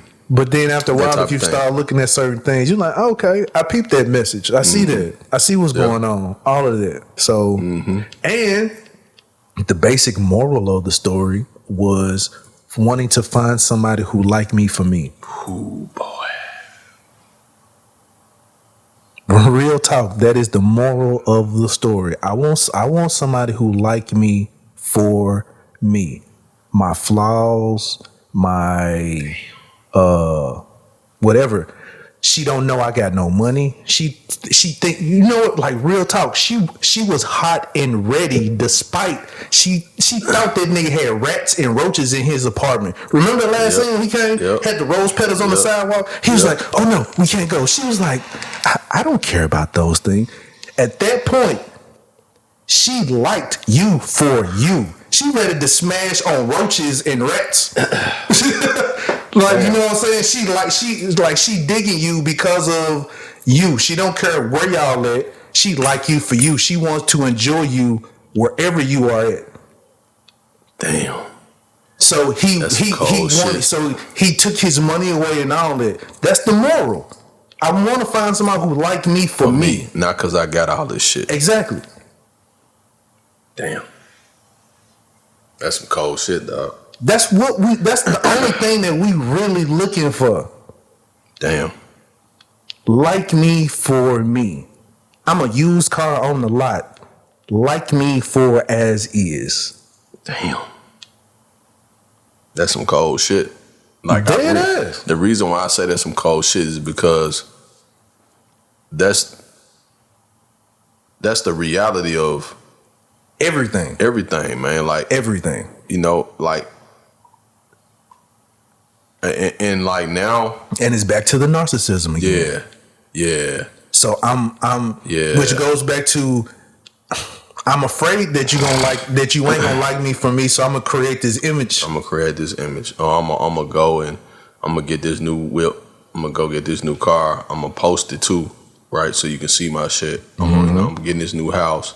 I got this new position in my job, whatever. Because I want you to like me. Because I want you to like me. Which continues to enable your narcissism. And then it separates you more from the person that really likes you for what you were before all that shit happened, or liked you for who you are, regardless. Like they know because now they think you are this image that you're putting out there now. Exactly. And I think that's why it's so important for men to find women that love them and like them for what they are before they blow up. Well, see, I put it like this. Now, true enough, there is a part of you that is who you are. Yeah. But now it's so amplified. Right. That's all you think, that this is who this person is. Right. Right. So, yeah. Mm-hmm. Man. And then you gotta really watch, like, even the people that come in your direction once you really start to kind of glow up and grow up, like, and blow up. Because, like you said earlier, a lot of motherfuckers just trying to latch on to what you. They just want to glow with you. Yeah, they just want to glow with you. They're not going to try to help push you or work with you. They just want to share in the spotlight, or they want to share in the potential spotlight, right? Right. You know what I'm saying? So you got to be able to use them motherfucking senses you got and understand, would this motherfucker fuck with me if I wouldn't? You know what? Yup. Actually, all you gotta do is, before this popped off, was this nigga fucking with me? Nope. That's the only thing you gotta look at. Really, like, nope. Before, not at all. Before this was popping up, before this was starting to click, were they fucking with me? Mm-hmm. Nah. Not at all. And then they'll be like, "Well, I didn't see something." You was around, bitch. Yeah, absolutely. Absolutely. They start playing dumb and shit. Hey. Folks start playing dumb and shit. This is another example of colorism. So, you remember, what? She was the daughter. After another season, the light-skinned girl came into the picture as the daughter. Sure did, yep. Yep. I mean, I don't know what happened. She may have left that show to go do something else, but yeah. Here we go with that dark-skinned, light-skinned on video shit. No, I ain't finna get on that. I was just saying that was just another example. Yeah, sure did. But yeah, light skin Viv, which I hated light skin on Viv. Oh my goodness, they could have kept light skin on Viv. Light skin on Viv was cool, man. No, she was not. Yeah, she was. Okay, all right. If you say so, sir. How was she cool? She was just cool. She didn't sound believable at all, as far as like she finna put no order in the household. Black Viv, you knew she put order in the house. Yeah, dark skin on Viv was an entire something else. She's a badass. I gotta give it to her. You weren't messing with black what? Black Viv. You weren't messing with her. I mess with both of them. Light skin Viv, you sneaking out the house, you still in the car. So all kind of crazy shit went on when she came over. You doing everything. You doing everything. You trying to get away with everything with light skin on Viv. Goddamn, light skin on Viv. I'm sorry. I mean, even when she was fussing, it didn't sound believable. You like, well, sit down somewhere. Now Will and Carlton. Right. And she sounded exactly like that. You like, oh my goodness. I got a quick question for you, man. Don't talk to me to death, lady. I know, right? So I got a quick question. Go ahead. So we were talking, I'm going to shift gears a little bit. So, question. Do you think that, I need to talk back into my mic. I don't know what I'm thinking about right now.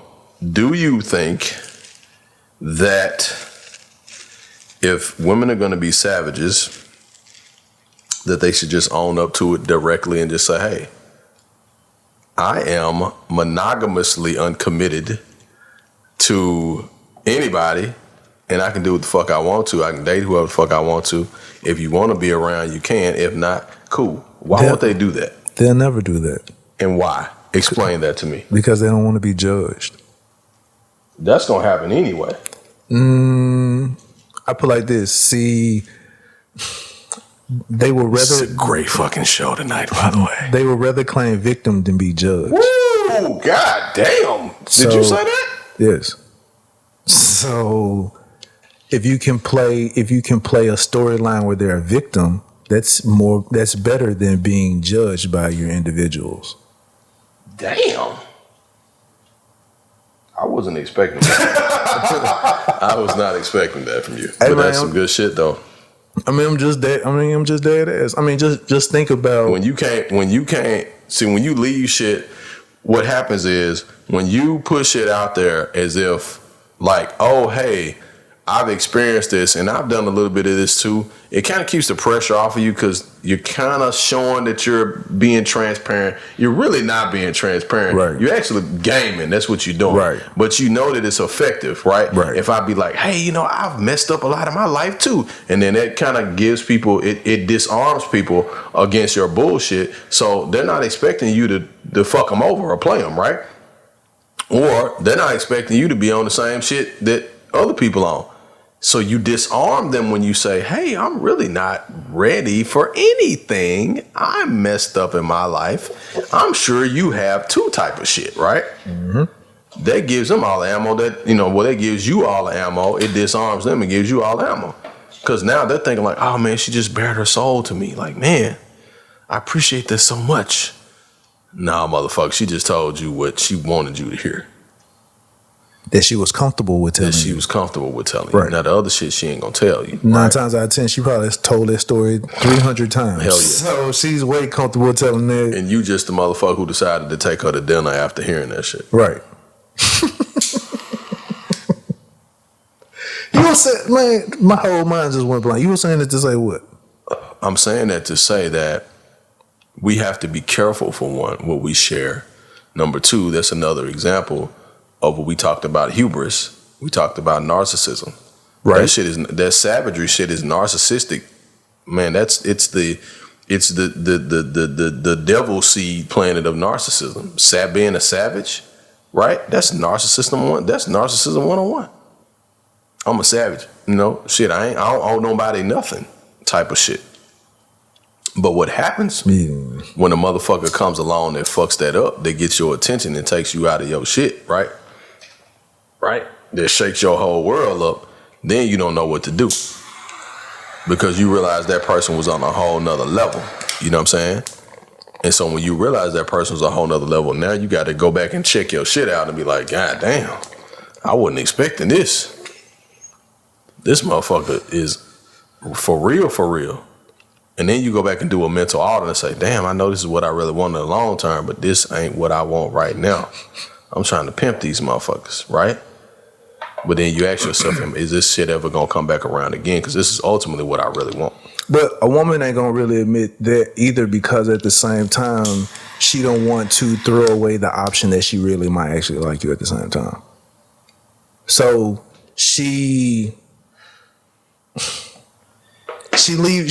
it's pretty much just leaving the option open. So yeah, the options are always open. Right.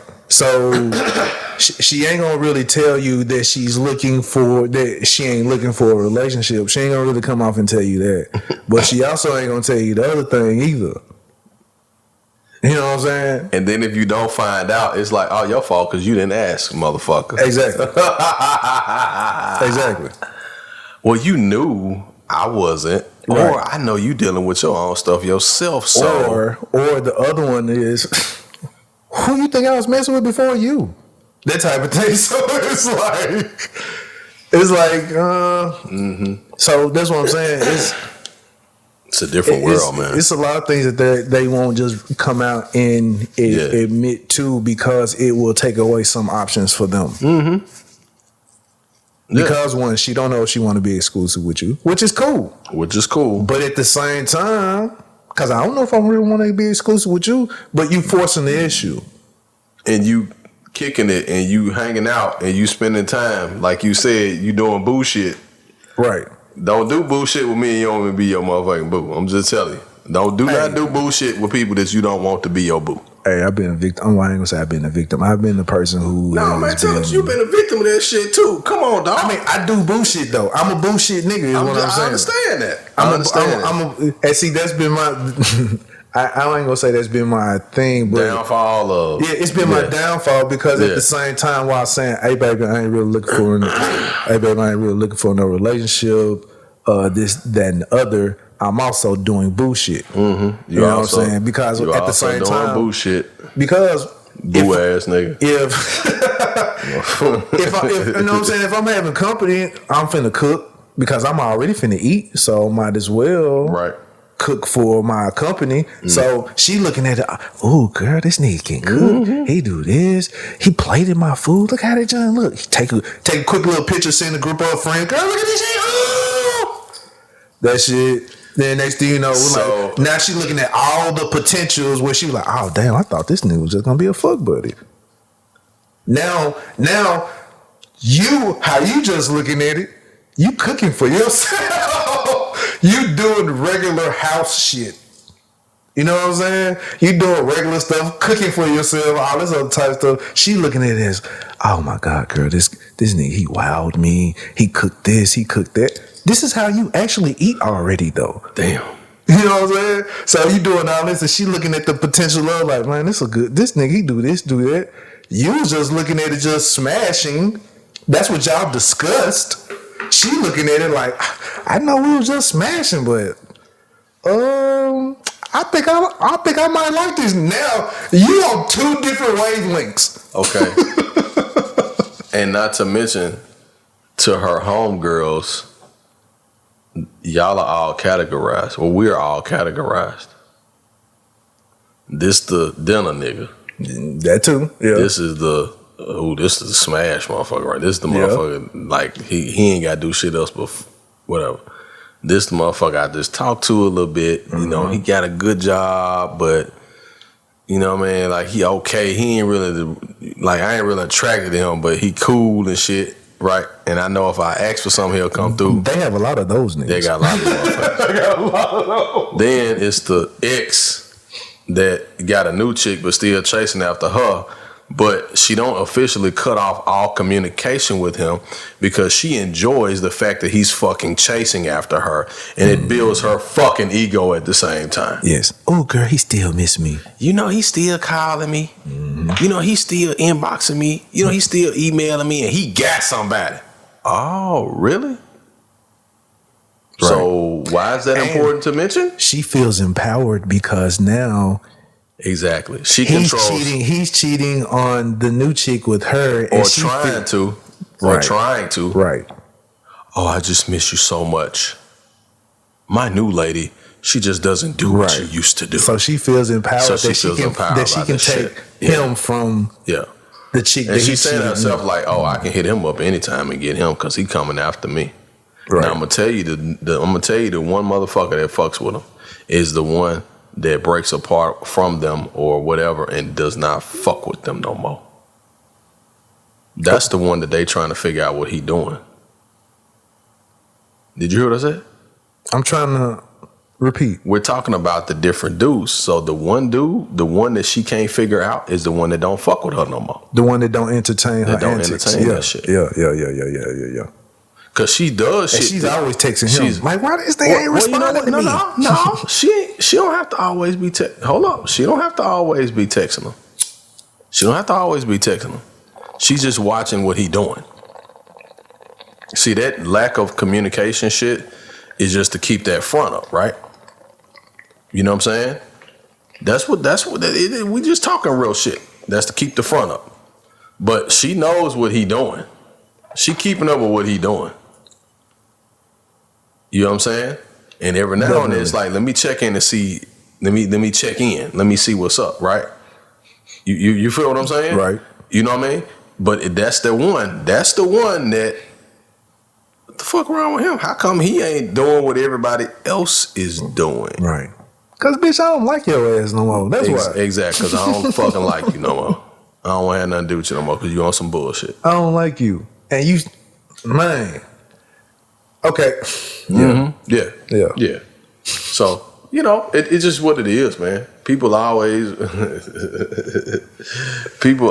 go after shit, or they go after shit that's not good for them.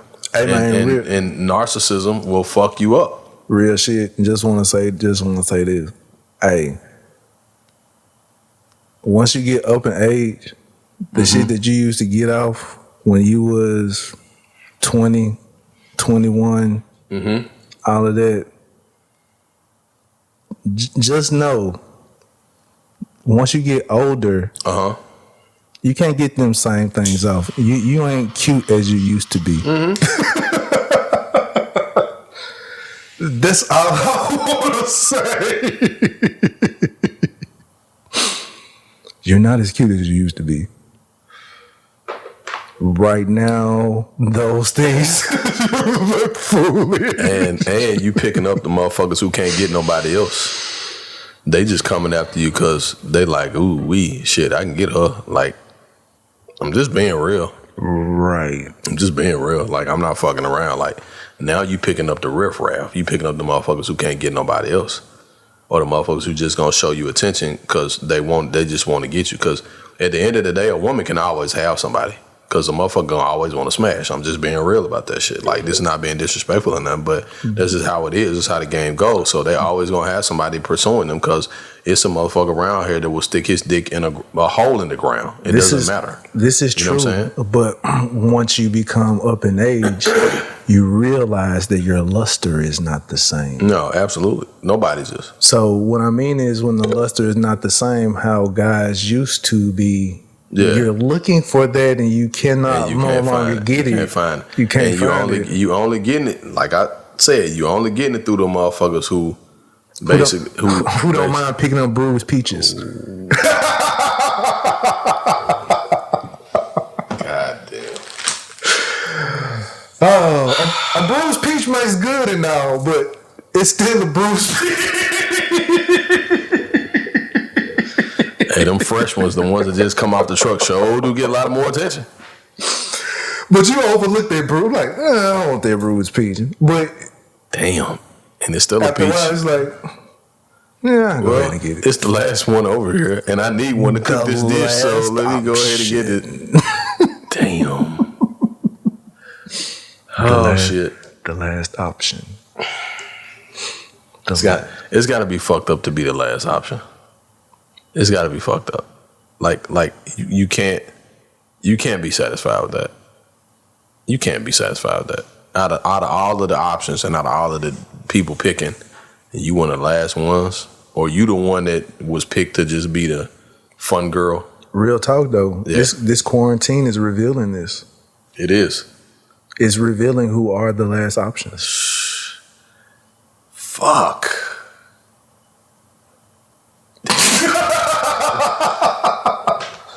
I mean, yes, it's revealing who are the last options.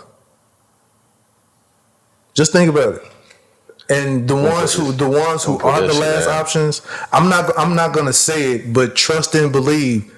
Everybody who is listening right now, when I say this, you know, there's a person who even came up in your head right now. You know, last option. You know who that last person option is because right now they're doing thirsty shit on the internet. Okay, I'm taking my headphones off right now. we can stop the podcast right now. We ain't got to say shit else. They doing thirsty shit on the internet, and you like, what? Huh? This doesn't add up. They never used to do things like this. Fuck. Never.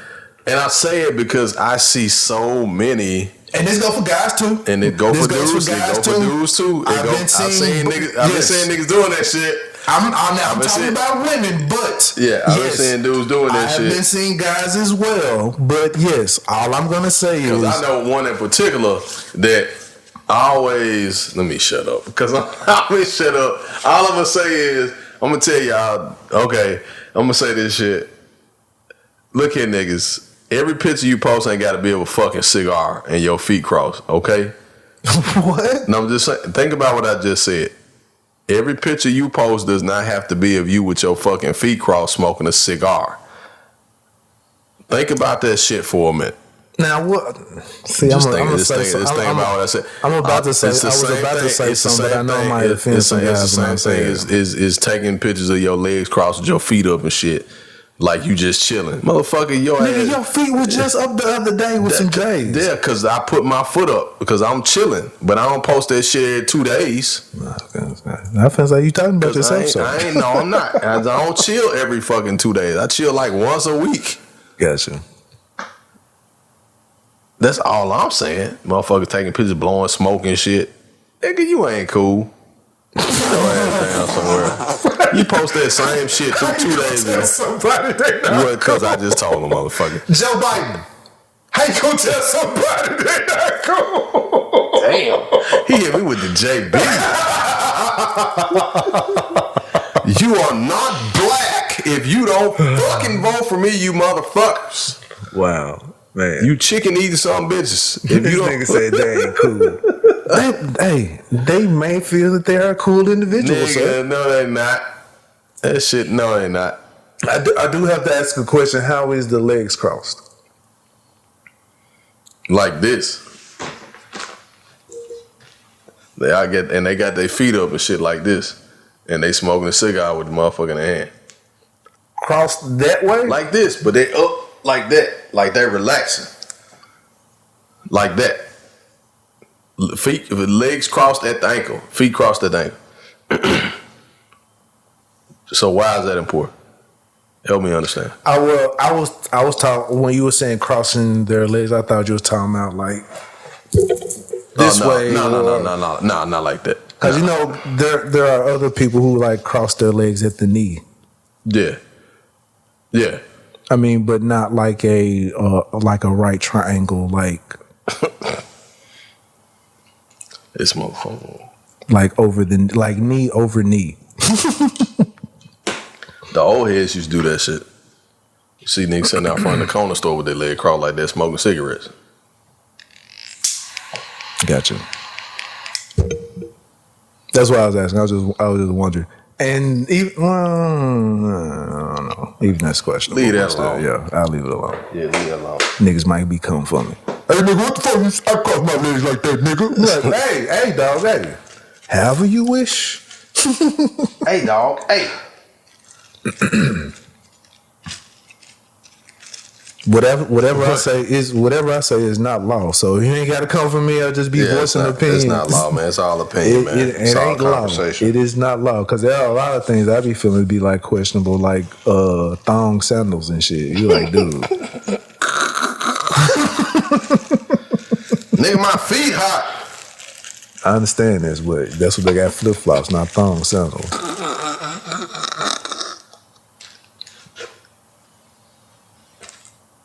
And I know I got partners who rock them, but they know I don't have a problem with that. And I say something about it, but yeah. This motherfucker walk around like he finna do karate and shit. I've always had an issue with thong sandals. It just doesn't. It don't look right for a dude to get it off. And when you walk with thong sandals on, it just don't. And they be slapping the shit. Yeah. Oh, man. Jesus Christ. What else you got, man? I got one other thing. So, of course, while I'm watching all this little Eddie Murphy stuff or whatever like that, I was, do you remember? There's two things that I remember that came to me, which is Eddie Murphy and Tyler Perry both have had an issue with Spike Lee. Really? And they both have said the exact same thing, which was excuse me, not wanting to support or bring out a movie with them. So they just decided to do it on their own. Oh, so Spike Lee didn't support them. Yeah. Yeah. Because, you know, Spike Lee was more so on that thespian type of shit, too. Like, as far as, like, the comedy thing, he ain't never really fuck with a whole lot of comedy stuff. Because he always kind of looked at it as being, a lot of that stuff as being, like, coonery. You know, because he was supposed to be, like, kind of conscious coming out the gate, right? So, the stuff Eddie Murphy was doing, he looked at it as coonery? Oh, so yeah. Excuse me.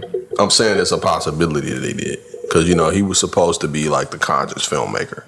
You know, he attacked the, like, you know, distinct differences between race and sexuality and all that type of shit. Like, he's, you know, he kind of came off as that, like, super intellectual when it came to producing movies and putting out movies and writing and directing. But because I think he cut off his nose to spite his face for doing stuff like that. Yeah. Because the Tyler Perry's and the Eddie Murphys, there's a place for both of them, Right. For their art. It really is. And he could have directed the movie for both. Yeah, he really could. But I think that his stuff doesn't fit, because he's But such these a are control. two individuals that wanted to work with him. Yeah, but that's just him. Like, he doesn't want to relinquish control of a lot of shit too, that I've noticed. Like him on wanting to own. Yeah, well, no, him wanting to call the shots on the direction of how the movie and shit go, because he's got his certain style. But Eddie Murphy's gonna put his input in. Tyler Perry's definitely gonna put his input in. You know what I mean? So Spike Lee wouldn't be able to just creatively control the whole thing. But he ain't did no movies in I don't know how long because of that. It don't matter though. Like, to him, it don't matter. He's got his money. He don't really give a fuck. Like, he's probably teaching at a college or something. He don't care. I would say, what was that last movie? I'm trying to think about. What was that? No. Damn, what the fuck was it? Yeah, it's been a minute. I think the last movie I can remember is The Devil in the Blue Dress or some shit like that. Well, it was something after that. Mo Better Blues. He did. He Got Game after that too. That was Spike Lee too. Yeah, that was Spike Lee. Yeah, I know He Got Game, but didn't Mo Better Blues come out? No, Mo Better Blues came out before that, before He Got Game. Gotcha. Yeah, that was like 93 or 94 or something like that. Because, just think, that nigga could have been a part of Harlem Nights. Harlem Nights, shit, a lot of other shit. But I guess that just, like I said, that just wasn't his type of style. It wasn't his style or whatever. Like, he probably could have, but, they all kind of take this shit personal. That just be amazing. Like, a lot of times, I don't know, man. I don't know if it's that we feel competition. I don't know if it's that we're intimidated by another individual or whatever. Yeah. That you just refuse to work with people. But like, real talk, man, if you like somebody, that's some ego shit. like my mind mentality, if you like somebody's work or whatever, what's wrong with trying to collaborate with them, man? Yeah. Like, there might be one or two. Well, there's only like one individual that I probably would never really do business with, ever in Memphis. But outside of that, man, anybody that like, if I like something on social media or something like that, I'm liking your style. I like your like, especially somebody who doing business wise or whatever like that. Like, if you're in the same lane I am, like, especially like photography, stuff like that. If I'm digging your pictures, hey, I ain't looking at you as like no threat or nothing. Like, I don't really look at no niggas as really no threat or nothing like that. I'm looking like, hey, we got the same vibe, we got the same type of vision, stuff like that. I wouldn't mind working with you. No, niggas don't have this mentality where they want to collab, man. Everything is I want to do by myself. Well, because they don't trust people because they know folks will steal ideas and they'll steal stuff from them. You know what I mean? This is true. I've been burned on that a whole lot of times. That's why they back away from a lot of that shit, because they were like, man, I don't want a motherfucker steal something from me.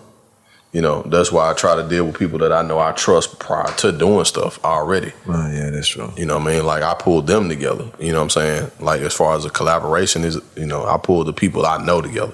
And there may be one or two that I'm not so familiar with. I'm like, hey, let me holler at you, see where your head at, type of shit. But at the same time, you miss out on so many things when you see somebody like okay, perfect example. I give you, because my mind is like where Gucci Mane be. Do you know how many people Gucci Mane has just really put on and hasn't really asked for a dime, but he just collaborated? I know a lot of the shit the Migos has done is because of Gucci. I know a lot of the shit that the Baby and a bunch of them motherfuckers, because of Gucci, Future and all of them, because of Gucci. Right. Because he has negotiated some type of deal for you to get in the game. He has co-signed you to get in the game. He has some form of fashion where he has said, you know what, I like your music, I like your style. your style just like mine or whatever like that, he's gonna find some kind of way to get your foot in the door, some form of fashion. Everybody don't be on it.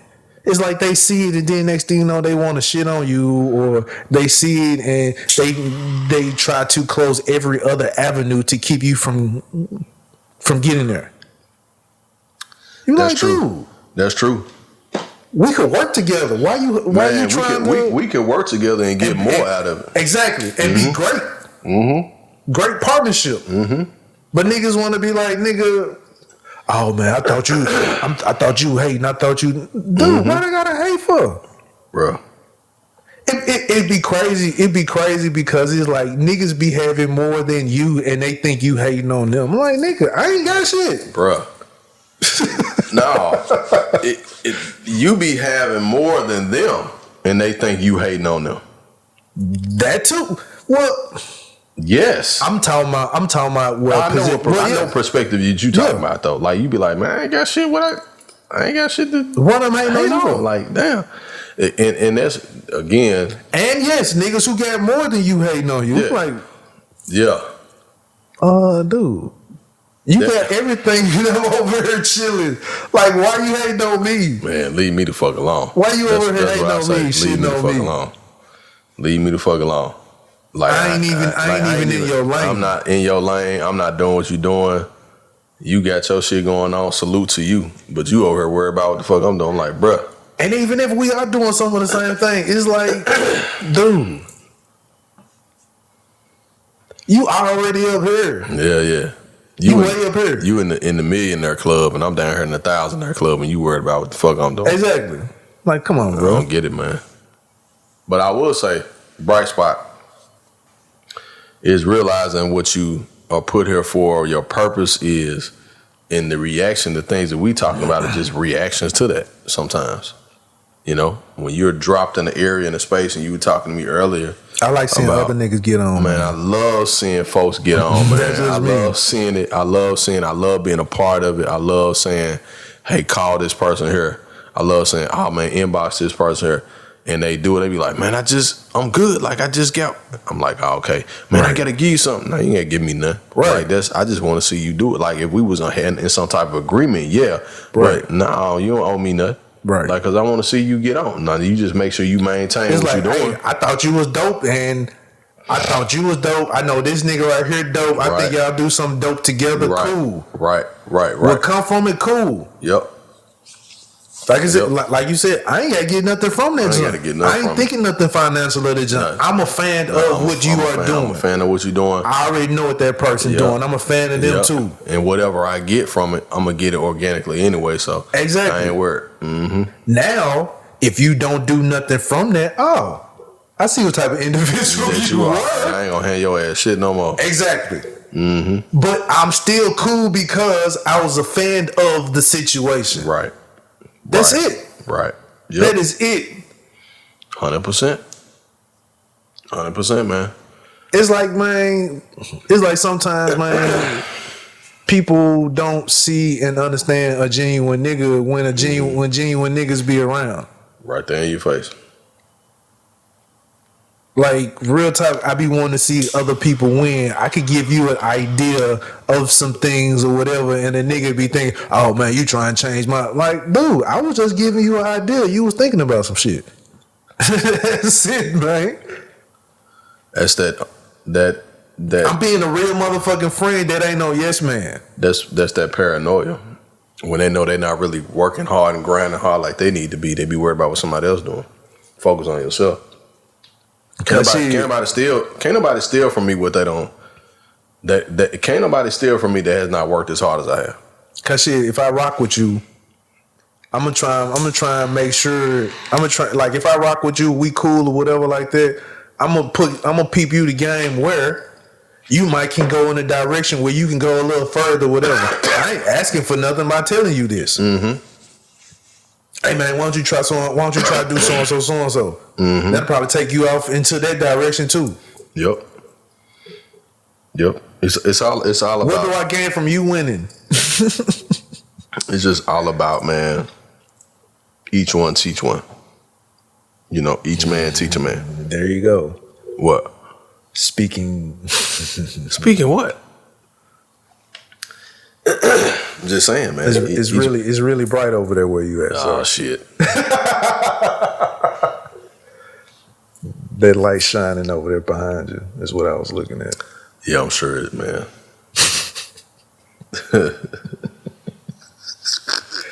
But yeah, I really think if more of us get the mentality of wanting to collaborate, I ain't gonna say work together, because a lot of times when you use that word, it's like I'm working for and you. He working for me or I'm working for him. But man, it's called a collaboration, right? man. If you we collaborate, both getting something out of it. partner up an idea.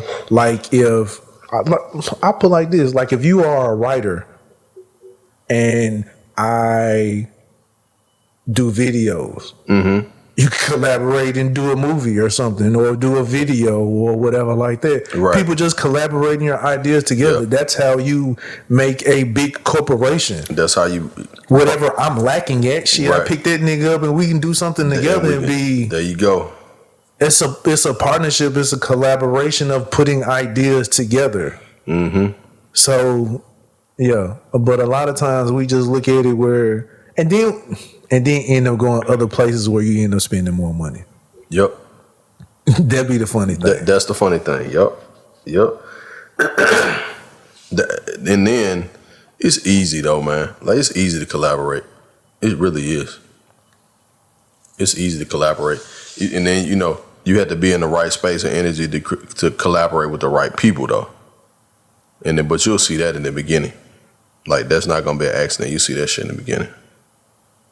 I guess with me, people got to start seeing how, I don't know, everybody still see their rough around the edges, Jason. So, I don't know about you, guy. What do you mean, man? Explain yourself. Just collaborate. You know what I'm saying? It's just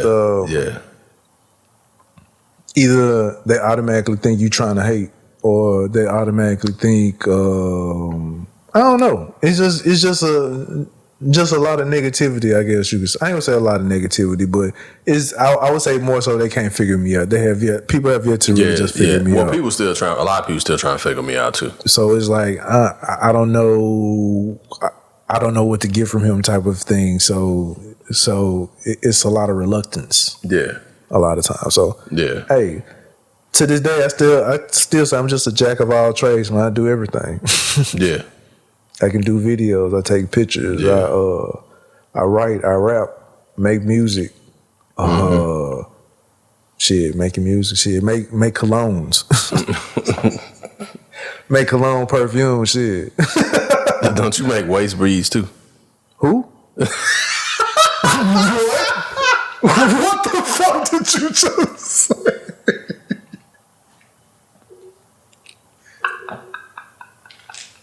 This nigga said waist beads?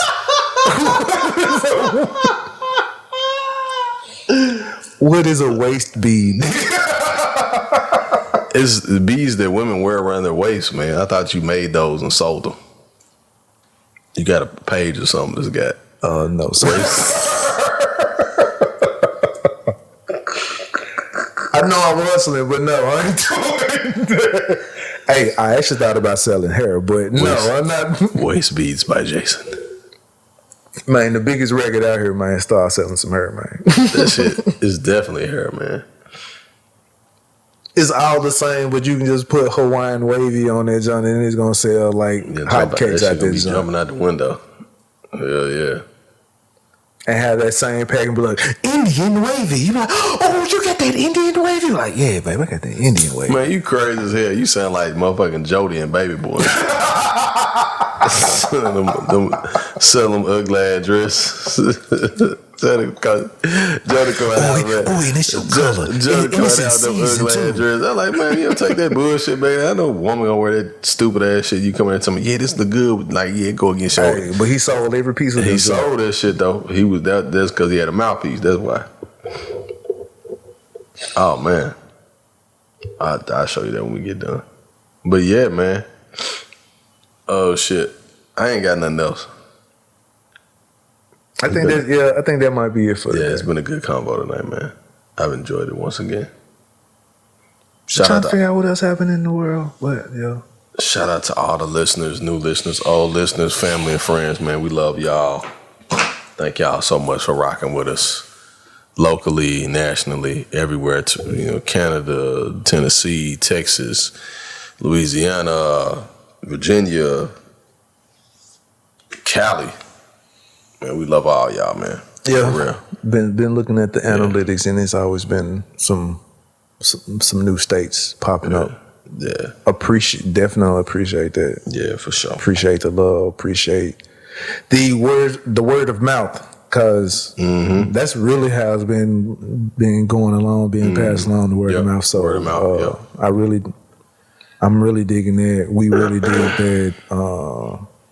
Y'all like us. Y'all really do like us. And we love y'all. Right. So, For sure. There were some cards that we were passing out that had the little barcode on them. I know that the campaign expired, so I'm getting that restarted up because I know I got some new cards that's still floating around. Okay. So that'll be up.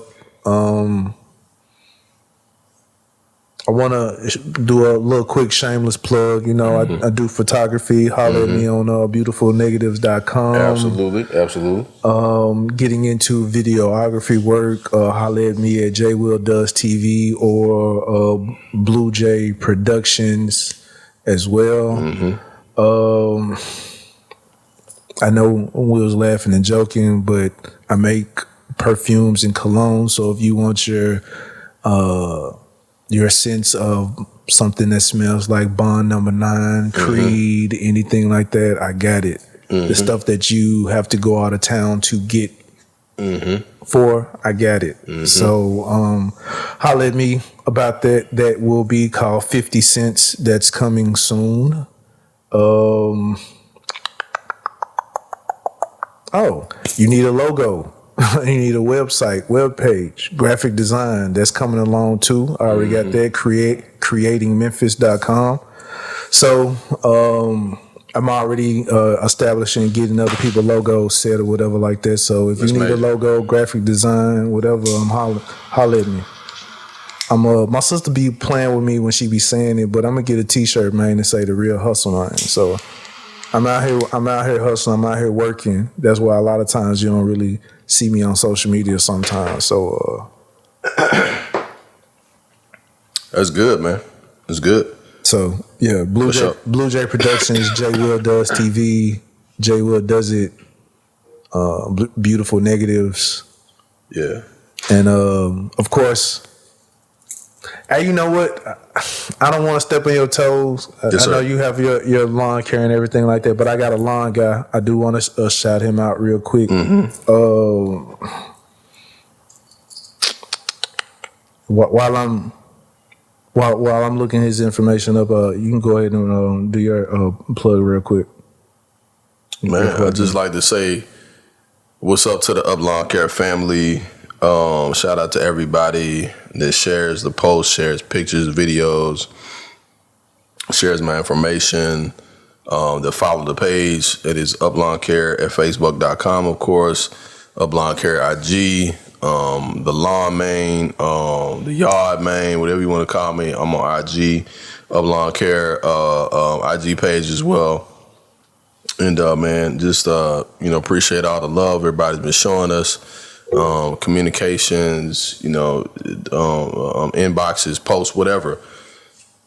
It's appreciated, and we just want to continue to keep getting better, man, doing better, bigger and better things, and taking care of clients and providing them the highest level of service we possibly can. So, we know we're just one of hundreds of lawn care companies in the city. So, we just want to do our thing, man. That's all.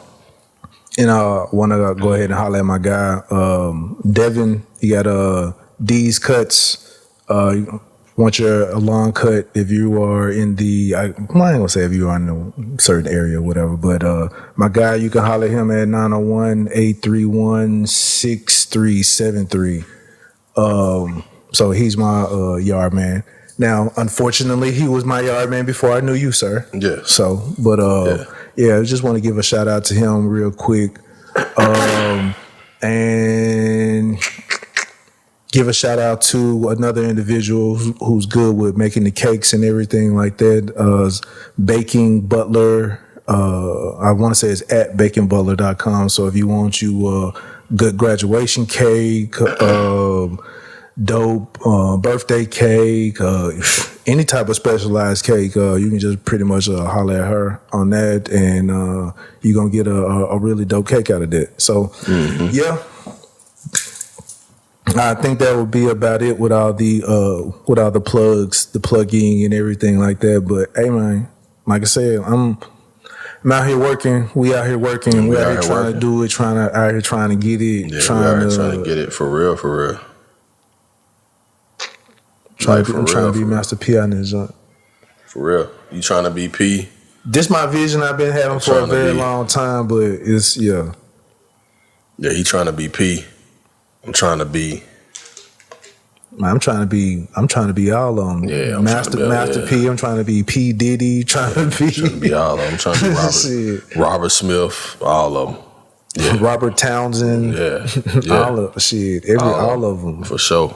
The Wayans brothers is one I'm trying to be. For real. Hey, but yeah, go ahead and wrap this joint up. Hey, cause real talk, yeah, I've been watching the greats and their steps and movements. Even when this show come on, you see the Wayans Brother Entertainment, their little logo and stuff. So anytime they do work, you see their little logo attached to it. So but yeah, man. Go ahead and wrap this joint up. Yeah, it's been a good one. It's pretty much touched on a little bit, some of everything in this joint. Yeah. Even got relationships. Yeah. In some kind of way again. Yeah. But yeah, I am your close to the mic and everything. I am your host, Jason JWilldoes. And I got my guy, Ivan the Great. The Grizzly. GREAT. And we are the Off on a Tangent podcast. And this is on the Memorial Day weekend. This is the Memorial Day weekend. So hope you had a great time. Hope you did not catch the Rona while you was out. Please continue to protect yourself. Please continue to wear a mask, my nigga. A mask, man. Some of y'all niggas wear masks for professions. Robbing niggas. So damn. So my nigga, quit acting a fool wearing a mask, man. Yeah. Wear a mask. Yeah. Wear a mask. Wear your mask and you know, man, just wear your mask, man. Wear your mask. Wear a glove when you're in the ATM machine, whatever. Hey. Yeah. Quit trying to pass people your germs. That's what it's really all about. Quit trying to pass people your germs, man. That's it. And on that note, stay at home, protect yourself. Wear rubber. You should have already been doing that, but yeah. Damn. And we out on the tangent. The Off on the Tangent podcast, and we're about this joint. Holla. Peace. That nigga said wear a rubber. I looked at you like, damn, nigga, you talking to me? Shit.